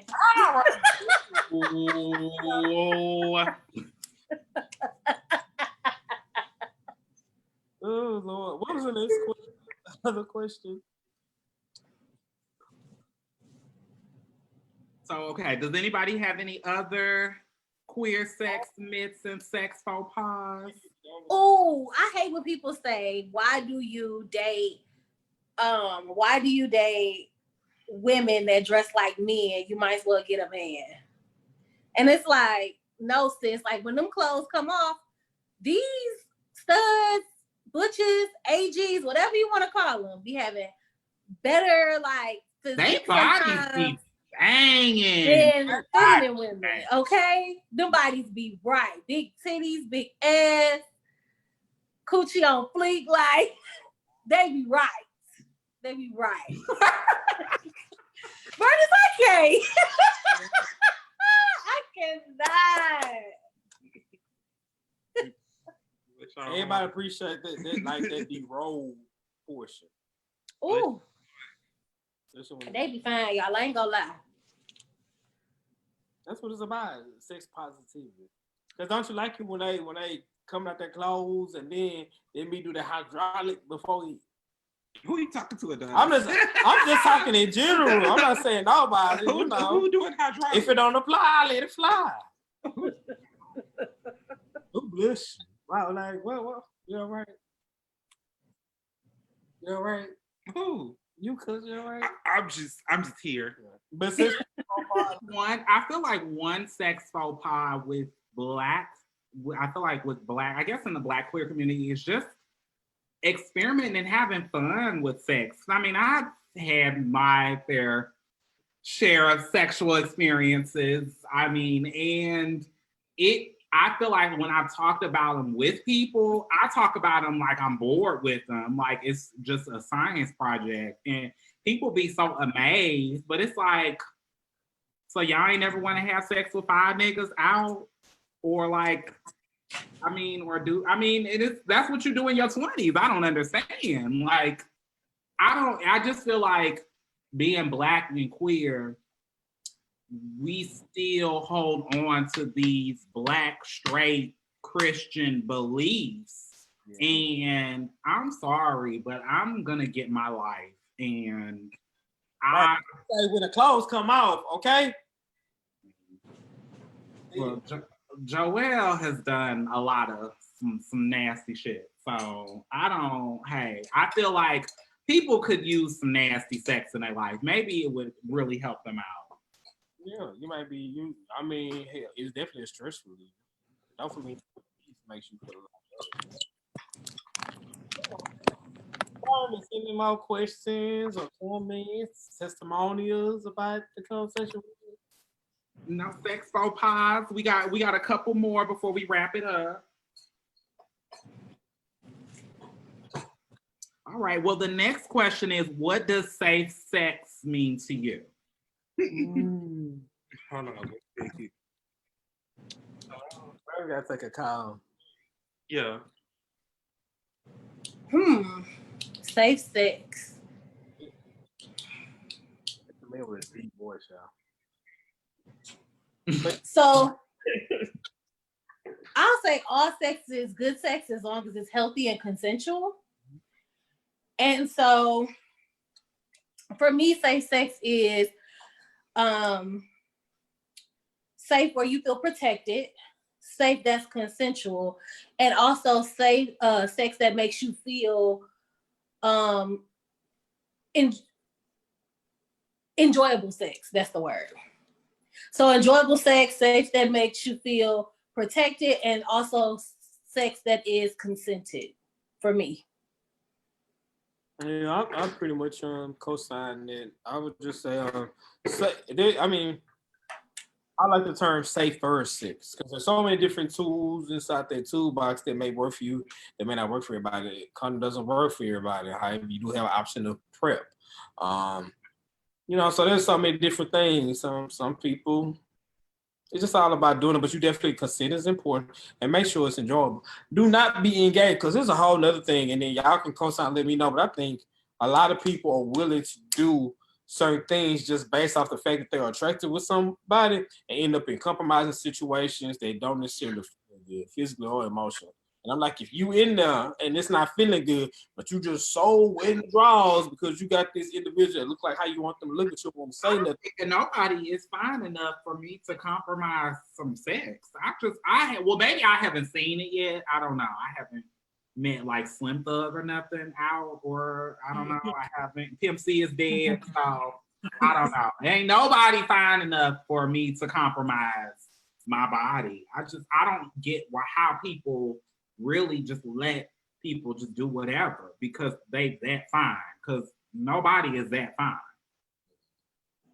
And I promise you, once you had your good share of it, baby, it's only so many different ways that they can do it that you ain't already had done before. So yeah, if it's not feeling right, stop it, say something, feel something, say something.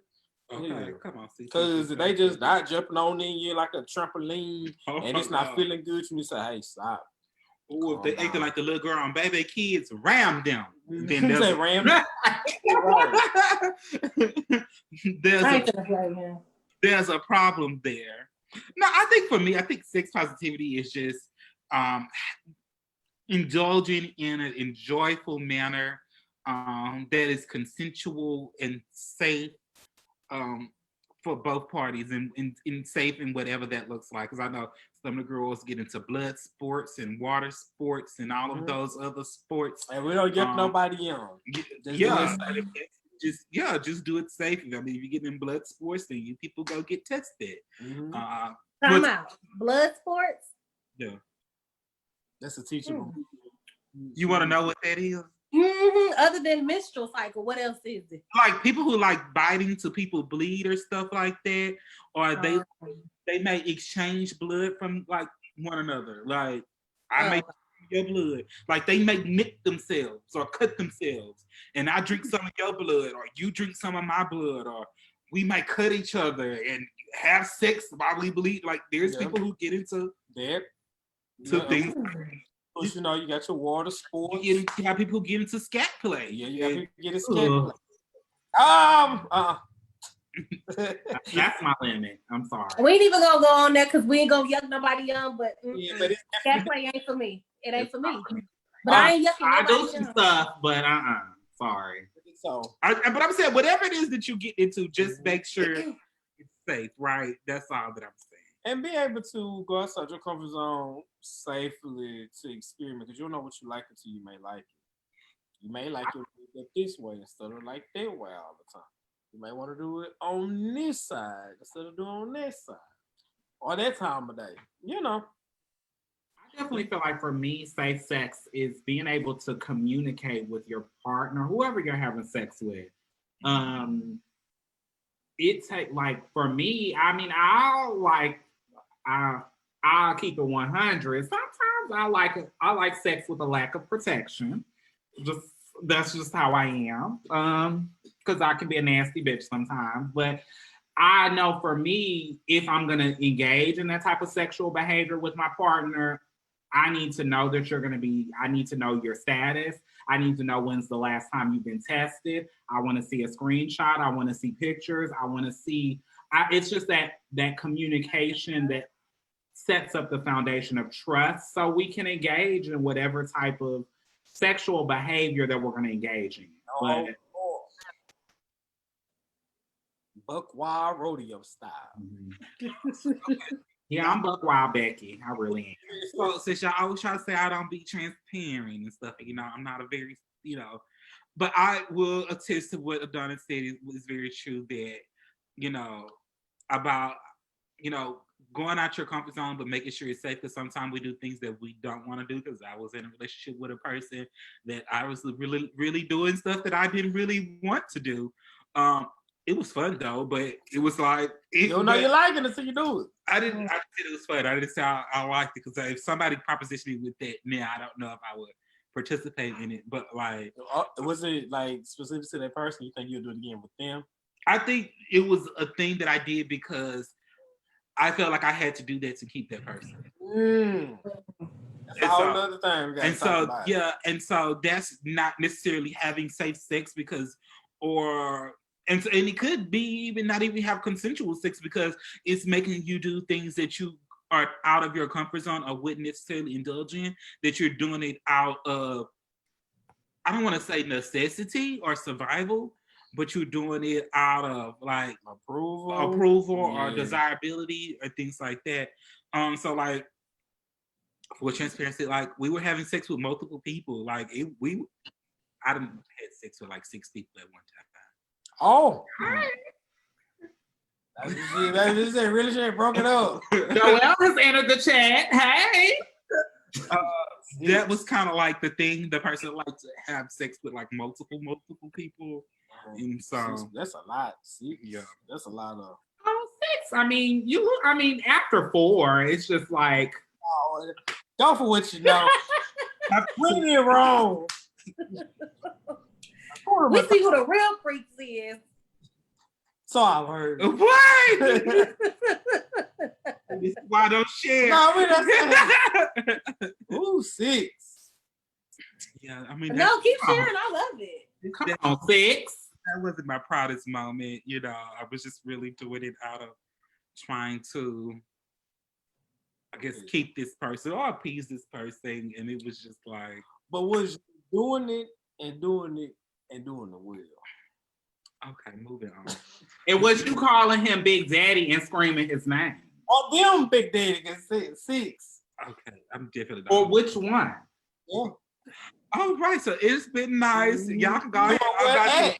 I'm about to. We still got 2 more questions. We almost done. We got 2.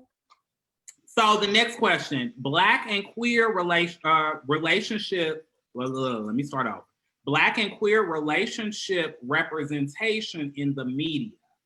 Has it gotten better? And do you feel like Black queer love is still taboo? I feel like it's still taboo. And girl, who define media? Because I know you ain't talking about Don Lynn. It's open. It could be whatever media, wherever the conversation goes. Because I know it could go anyway.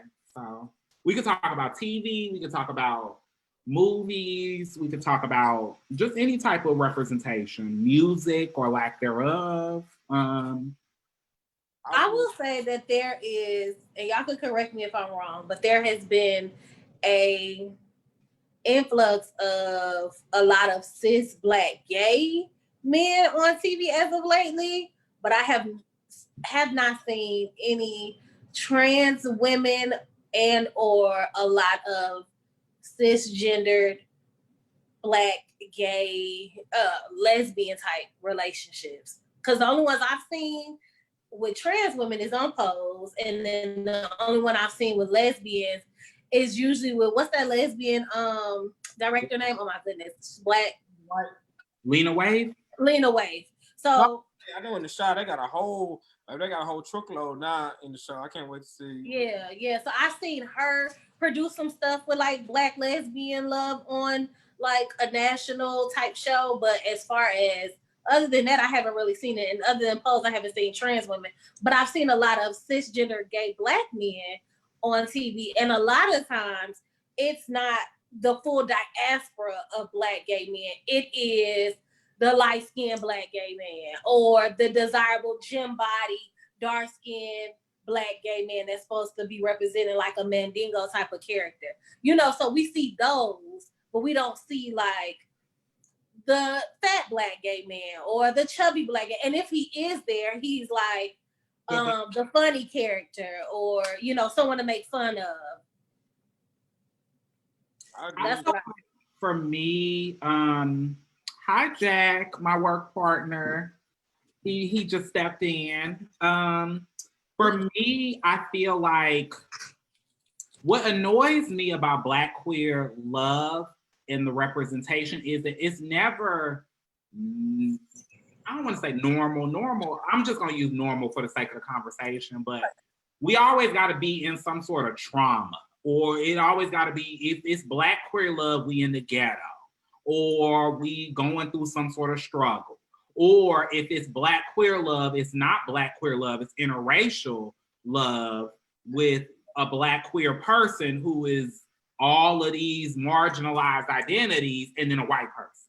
So I feel like we don't ever get to see like a Will and Grace type of situation where it's just regular Black queer representation, because they make it seem like Black queer love just can't be regular. Like we just not doing regular stuff, like going to the mall or having an adventure, like we going out and it's an adventure out. And one of the annoying things like with Insecure is set in LA, which is a huge melting pot of identities and cultures. And for it to be set in LA, it's not a strong queer representation, because LA is not this whole straight people on one side and queer people on the other.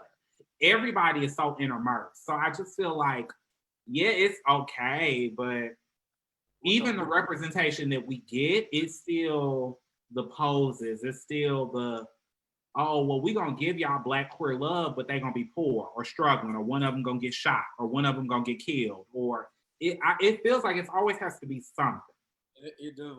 I'm glad y'all said it. So, what's up, DeAndre? Shout out. And Crystal said, he brought up there's not representation of trans men, Black trans men, because I think the only one I've seen was on Queen Sugar, the cop, but they didn't show any romantic type of relationship with him. And he's also on 911 Austin. Oh, he is. Not to say that just because he's on his two shows that. But you still need more. I would love to see more Black trans women in relationship, romantic relationship. Definitely want to see more Black lesbian women in relationships. I definitely want to see more Black. I would like to see more cis people dating trans people on TV, both trans masculine people and trans feminine people. And then too, we also, once again, we talked about this earlier, how people only think about things like this in the binary, right? So in the opposite of this is we have also yet to see non-binary people in non-binary relationships, or people date non-binary people on television. Yep. Or just have a decent conversation around non-binary people, because right now a lot of the non-binary people that is being put in pop culture, being put in TV, is being put in through like cartoons. Like She-Ra, they had a non-binary person on there. What was it? Steven Universe had like a non-binary. Oh, it's only one I know, like live action was like that. What's the baby name? Oh, thank you. The understood Xavier, I think his name is. I think that's it. But the only like live action person that was non-binary that I seen recently was Sabrina the Teenage Witch.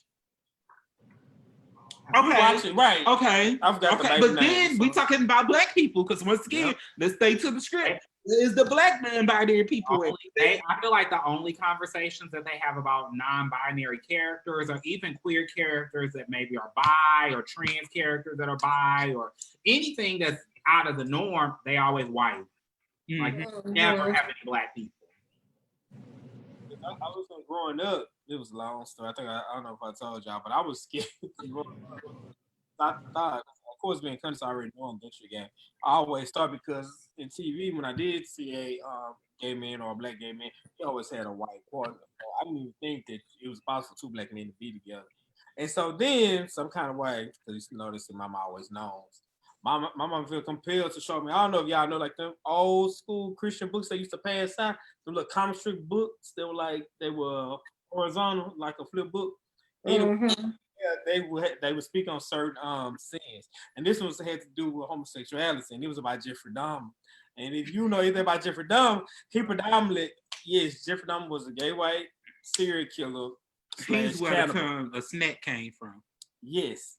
So Jeffrey Dahmer, he said from his mouth it was only due to proximity, but most of his victims were black gay men, and he drugged them, he killed them, and then he ate them. So mind you, in my head, I'm a little boy, and kept other parts as shrines and monuments.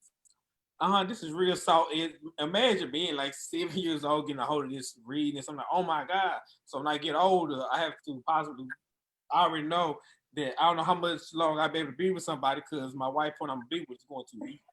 So I was really traumatized. Like, I did not see it on television. This is not what Amber said. This is not a safe space. But no, it's because I always grew up thinking that, and it wasn't until we're not laughing at you. Nah, it's cool. It wasn't until like I got like my freshman year in high school, that I started to see, that I knew that two black gay men could be together. So it's that representation matters. So you definitely want to see it, especially with the generation coming afterwards. But they definitely have more representation than what we've ever had. It's just the thought process of seeing you as like a 6 or 7 year old looking at a book like, damn, I'm giving Mike, this man's already in jail. And let me tell you, the only reason, so for like a week and a half, I cannot go to sleep. And the only reason I did, you know, time, God works in mysterious ways. So he ended up getting murdered in prison. So I was like, okay, he's not going to come get me. Mind you, this white man. Sleep. In your dreams. Well, I guess that would be all right, but he wasn't gonna be my husband. I just knew when I got older, my white partner was gonna possibly do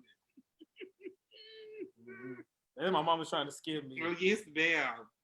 And the pictures were graphic. It showed a knife through the neck, and I'm like, oh my God. Dang. God, it was. I've never heard of this before. He was this close, bitch, to going to conversion camp. He don't even know. It was so crazy. I'm trying to think. When's the first until like Noah's even before Noah's what was that movie Tracy Babyface ex-wife had produced? Oh, it was a movie called Punks. Okay. And then I saw like two black gay men together. I was like, oh, so this is a thing. So, yeah. That was my first time seeing black gay men on TV was Noah's Ark, and it was good. I love that show. Sidebar, you know they ended up working on bringing it back. For real? I saw an article on that page. Ooh, I saw an article on that. They supposed to be doing some sort of corona something. They doing something. They bringing it back. They caught them recording doing the little march in LA, the Pride rally in LA over the weekend. But you know, Deshaun Usher, sidebar for everybody who sorry, personal moment. But Deshaun Usher, who is the executive director for Moby Talk. Shout out to Moby. He is working with, he works with Gilead as well, and they're in the work. Well, he is in the works. Him being Gilead associate, they're in the work of. Glad Associate are in the works of possibly bringing it back, but they've already been recording, sis. Oh wow, that's great! I love that show. And Jason Atwood is gonna be on there too. So even though he married and everything, he's still gonna be on there and wading in the water. The first lesbian show I saw was The L Word, and the fact that I didn't see any black people, I was like, it's all. Ugh. You still ain't watched the Women of the Brewster play. I was like, am I gonna have to like marry a white woman? So I kind of feel you on that. I feel you on that because I was like, damn. I feel like for me, I never saw, when I saw trans women, I never identified with them because I was like, well, I didn't grow up in ballroom culture. I grew up on a different path. And even with Pose, and maybe I'll get some hate. I don't care for Pose. I don't care for it. It does nothing for me. It doesn't. Like, I'm tired of seeing the marginalized struggle narrative. I'm tired of that narrative. Like, I'm really tired of us dying. I'm tired of you want to talk about our history because it's the struggle history.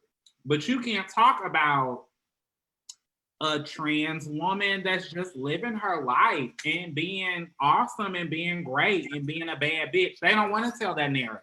They want to tell the bitch get killed because she get killed by a cisgender man. Like, so for me, even to this day, like, I don't identify with, I have yet to find any type of media representation that I identify with. The only one is MJ Rodriguez had this short that she did where she was with a white guy and she was meeting his parents and she was getting dressed to meet his parents. That was it. That was all the short was. And literally that was, and the short was probably maybe not even 20 minutes long.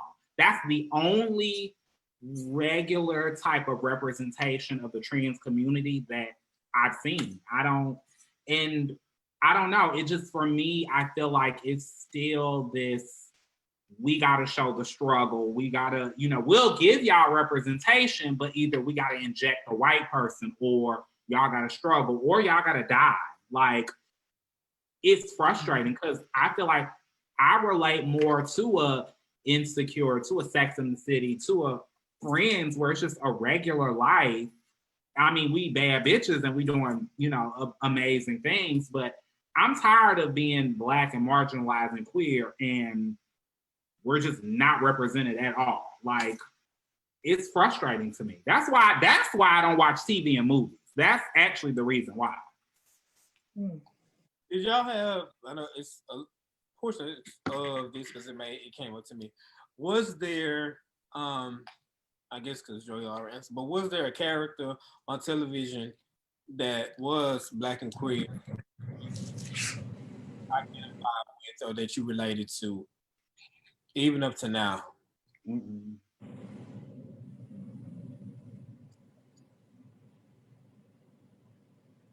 So the other one I had really thought, and I had felt some type of way about this with all this stuff that happened like year before that.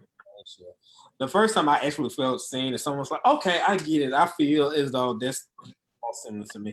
Because Noah's Ark, I love it for the culture. I wasn't like the huge fan of it. I thought it was a little dramatic, but I understood its place. For me, it wasn't until coincidence. Empire when I with Justin Smollett that I was like, okay, I vibe with him. I feel as though, that's the type of homosexual that I am. As far as like of all the other representation I've seen. I haven't seen anything. Now I have seen like YouTube shows where Black lesbians have created characters and they've created storylines and had their whole little like YouTube series. But as far as like on mainstream media, I have yet to see a cisgender like lesbian relationship where it's, the feminine woman was chubby and dark skinned. Like, I've yet to see myself portrayed on TV at all. I mean, usually when they do show lesbian relationships, a lot of times most of the showing on TV is of the masculine lesbian. So what do you think about the lesbian, and I hate to keep bringing this show up, but what do you think about the lesbian relationship on 911 between the paramedic lady on there and her wife? Maybe you haven't seen it. I know you guys don't get into it. And they don't send you some clips. But yeah. I didn't know. I have to look into it because I haven't seen it. I haven't seen the show at all. Like, you know what? Y'all young ladies need to watch at least a piece of TV. I need y'all to watch a piece of TV. I watch a piece, but I give the piece right back because I'm just so unimpressed. I would say maybe possibly, I don't care for Laverne. I think Laverne is completely whitewashed. I don't like Laverne at all. At fucking all. I don't fucking care for her. Ugh, that's another issue. What about Cotton from what was that show? Liar. Amaya. I could get with some Amaya. But to me, a bad bitch. yeah, Period. Amaya is a bad bitch. But to me, I would say Janet Mock, but Janet Mock is a little on the white side. She just doesn't have enough soul for me. She's lacking a little bit of soul. Like, I just need a little more from her. So, but I love Amaya, but I never watched Star. So, but I followed Amaya on Instagram. That's initially how I followed Amaya.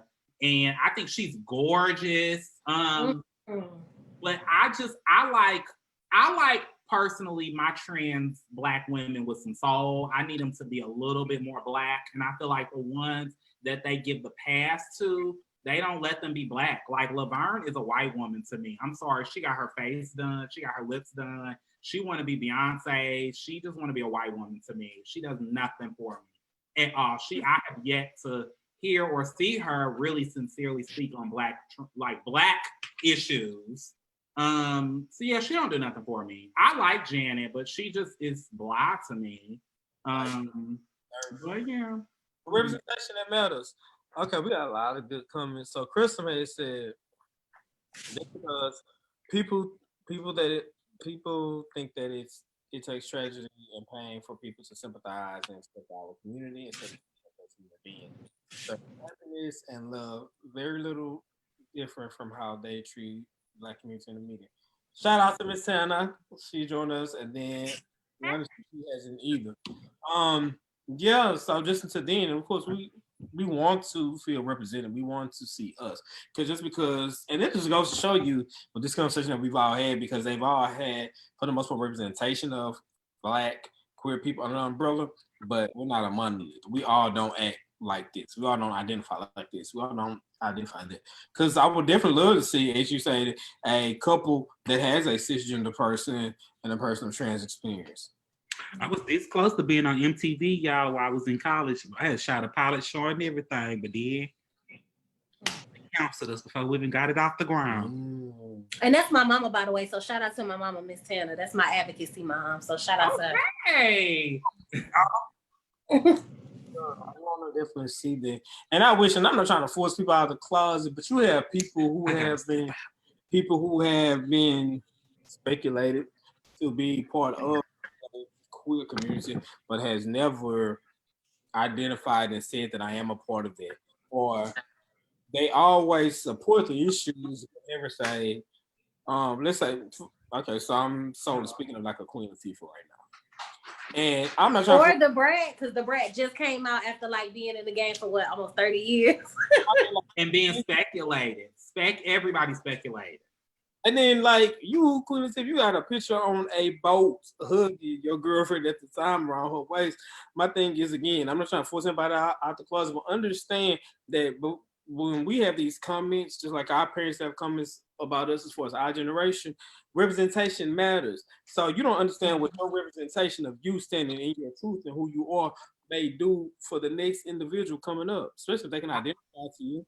I completely agree, because somebody like a Queen Latifah is, I mean, maybe, I don't know, but to me, she's extremely powerful in the industry. I mean, she's Oscar nominated. She's had her own talk show. She's performed. Queen Latifah, everybody fucking love Queen Latifah. She's a singer, rapper, actress. She's been in Oscar winning movies. And for her to continue to stay in the closet, as big as a celebrity and a businesswoman that she is, just what it shows us is, well, to make it, you got to stay in the closet. You got to do this. Like, you can't do what you want to do. And it's frustrating. Together, sorry, Joe. What you talking about? She ain't got no partner. She do have a partner. They got pictures of her and that lady together, and that lady. The lady not saying she. All she said was she's her trainer. And she, Janae Jenkins, is a trainer. Show me this. Because she Kelly Rowland trainer. Y'all know I love Show me this, because I'm about to call Auntie. I'm telling you, that lady has never said. Show me this. I'm about to call her and be like, Auntie girl. Pull it up. Dana said that she ain't gay. This is all about her real name. Dana said. For her to play was a lesbian. I'm going to set it off. That shouldn't have been. She shouldn't have been. She said the hardest role of the play was a lesbian set it off. That's what she said. That is what she said. Also, it was hard for her to play the lesbian and set it off, but it was easy for her to play the lesbian in Betsy. Or in Hollywood. Or in the bedroom.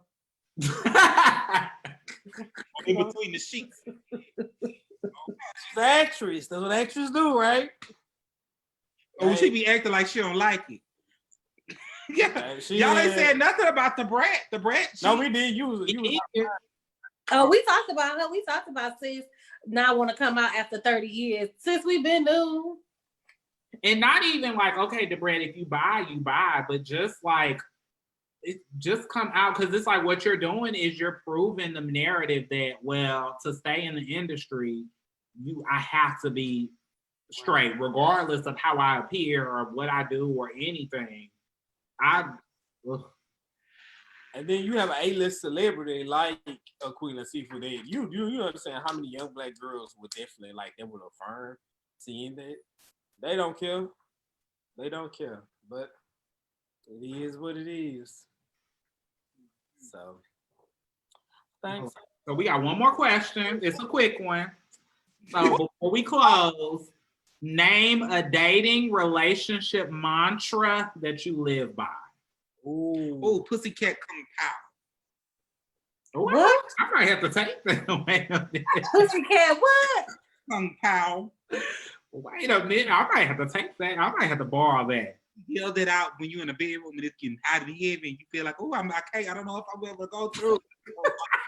Pussycat come pow. And it'll give you hours to make it. Like she fighting. Yeah. Gotcha. Yeah. Oh. It's like a Hadouken. I ain't gonna play with you. I don't think I would say it in the bedroom. I think I would say it just in regular life. I don't. Say living your truth, hey man. Say that. Pussycat Kung Pao. Relationship. Wait, let me write that down because I know I'm gonna forget it. Mine is kind of like a remix of all the cliche forms. So normally we always here to saying like don't treat people the way you want to be treated, but I just say treat people the way that they want to be treated. Oh, treat people accordingly. Mm-hmm. Because again, y'all got to make sure y'all take y'all love language test. So I send it to y'all in the group. But knowing how people receive love is different than how you look. See, there you go. So you take the quiz, then you know. Well, my uncle said you go here. So like learning someone's love language is important because for me, I may want or may not need to cuddle all the time, but if somebody's love language is physical touch, that works. Or someone's words of affirmation. My first love language is affirmation. So verbally, like me being affirmed is important. So it's good to love people the way that they want to be loved, not the way that you want them to be loved. I heard about this swing, then I hear about the 5 love language for single folk. I need to go. Then they have one with parents and kids. So I want to definitely read that and take that. So the single folk. And then, but yes, I'm sending it to the group. The right one? So y'all was white, I need that one.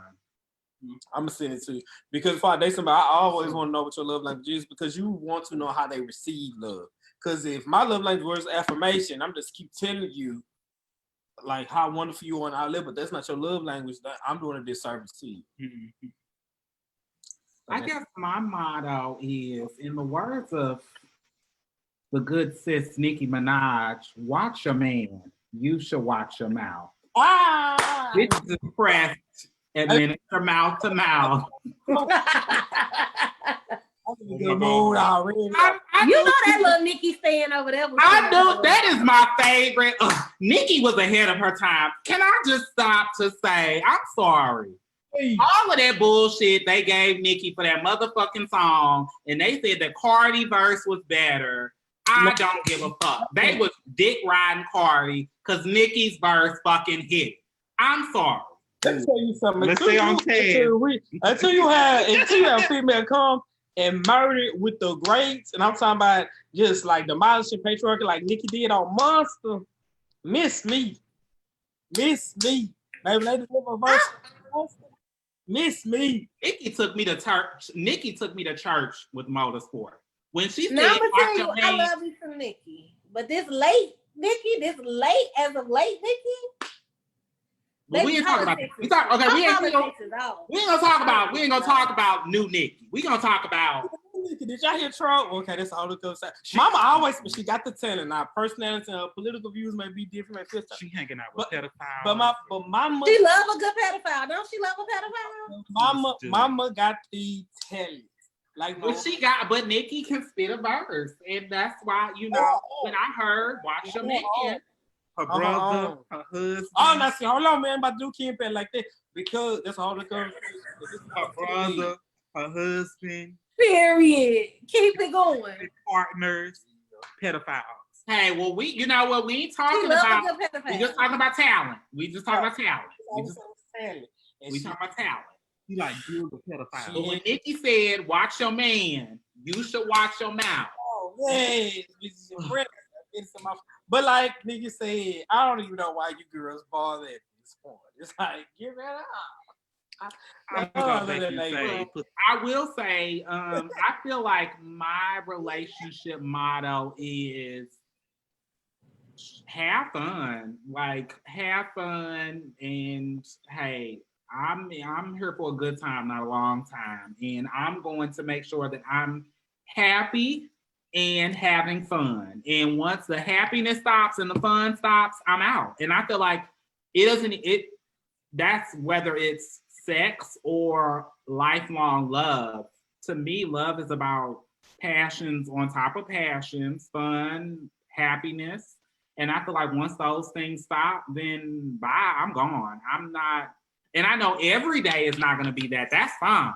But once it's solidified that it ain't fun no more, or there's no more passion, or we're not happy, bye. I'm not saying. I got a new mantra, like the old folks used to say back in the day, don't get none on. Ah! Ain't shit left.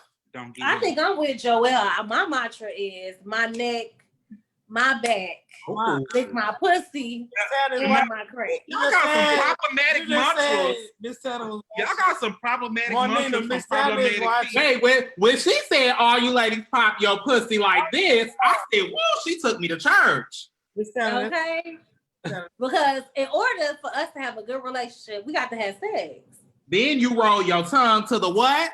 Back to the front. Well, actually, you know what? Girls supposed to wipe front to back. So I'm gonna need you to go from the front to the back because I don't need you to give me no bacterial infection. But then she said, suck it all till I shake and come. What? Make sure I keep bust that nut. Woo, they problematic, but do they lie? Kaya's very problematic. She's very transphobic and problematic as hell. And I can't fuck with her, but I can fuck with that song. I can fuck with that song. Xenophobic. You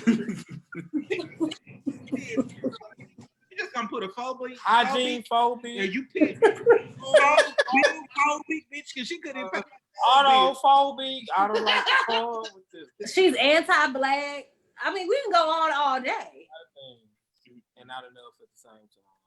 She out of there. Since politics is off, just like Nikki's politics is off. They off. I think to be a good creative, your politics can't be right. That's what I'm starting to realize. Because I don't know no creative that just is the bomb at creating content, but also creating like Barack Obama. Intellectual dialogue. Barack. You said Barack Obama? We're gonna talk about that later because we don't get into with no black people. Because I can't believe you said Barack Obama. Yeah, I no comment about that. Barack Obama. We'll talk about that off the line. Yeah, I'm not on the Obama train. I'm sorry. Okay. All right, we're gonna talk about it after we get off this phone. Well, we are ending. We are wrapping up. Any closing comments on sex, love, and other? If you need condoms and you aren't able to access those, feel free to reach out to the Mahogany Project, as we do have condoms that we can supply you with. If you're looking to get tested, you can reach out to me and we can schedule testing. I currently do testing at the Off the Closet facility at the Off the Closet on West Tyra. So if you're looking to get tested, hit me up in the inbox. We can try to arrange something because, right now we are still practicing physical distancing. Yeah, that's all I got right now. With me, closing words: be safe, be good, do it good. If you guys are looking for pharmacies, sure, please inbox me and see where I am here. So main dude, there was a lane dude. Well, unless I'm giving it all at once, because I know I gotta hurry up and get up out of here. I'm just saying, I know I gotta hurry up and get up out of here. I just know, because you know what somebody might have planned. If they got coming over, Okay. already. You just never know. So I'm just getting it all out. So once we finish this, I can leave. So I don't be interrupted. You know. I ain't saying about real nothing. I'm just saying I gotta hurry up and go. And I'm Marnita the Queen on all social media platforms. Also, please follow the Mahogany Project's Instagram, our Facebook page, and make sure you donate at the bottom. And our YouTube channel as well, Twitter too. Oh, social distance, please. Mask on. And wash your hands. And yeah. And my girl said, if y'all please donate if you're still watching. We are accepting funds so that we can buy more materials, self-defense items to give out to our trans siblings, which include like pepper spray, as well as pepper spray and stun gun. So if you want to donate so that we can get more of these items, feel free to donate below. You can donate via Cash App at TMPHTX, or you can reach out to me directly and see how you can get funds to us to help get more items. Yes, items, because we're trying to make sure all our trans brothers and sisters have gadgets, gizmos aplenty. Okay? Gadgets and gizmos aplenty. Like Ariel said, yes. During the quarantine. Mm-hmm. Giving you what you need so you can proceed. Giving you what you need so you can proceed. Pretty much. That's it. And I'm Joelle. I'm your man's first choice. But also, don't leave your girl around me. True player for real. Ask my nigga for real. Oh. I'm all about the song quotes tonight. I'm all about the quotes tonight. She says she a jack of all trades. Okay, look, I'm an equal opportunist. I'm sorry. Hey, it could be a musical number with everybody involved. It really doesn't matter. I'm completely open. You sure? But yeah, that for me, just have fun, be safe. Make sure you follow all of us on all social media platforms. Make sure you follow the Mahogany Project. We will be having a virtual Pride coming at the end of the month. Details coming very soon. It will be in collaboration with some amazing people within the community, both in Houston and outside of Houston. So definitely be on the lookout for that. Also, we are still looking for people to participate in those dialogues. So if you are a person of trans experience or TGN experience, that could be non-binary, transmasculine, whatever, asexual, intersex, and you are interested in talking about your experience with dating, we would love to have you on during that time as well. We're also looking for individuals to talk about the bisexual experience within the community, dating, how they find pride in being bisexual and things like that as well. Be kind, rewind. Come on, be kind, rewind. They charge you $3 extra after you rewind that movie. And when you did, we confusing all the generation. What is it? Generation X, Generation Z's. They like rewind. Yeah. Rewind. What you mean? My son don't know about that. He knows everybody. He didn't have to rewind tapes. Have you ever seen a VCR? Yeah, he's seen. You seen one, right? But you never went to Blockbuster. I bet he don't know what a gigapet is. Oh, Tamagotchi! Tamagotchi! Gigapet. The thing is, before we get out, so you hold on. So Tony. You know how like there are always different cartoons that come out. As you know, you get on they progress because they're different cartoons or not. But when he was younger, he used to be obsessed with like Curious George and Cliff the Big Red Dog.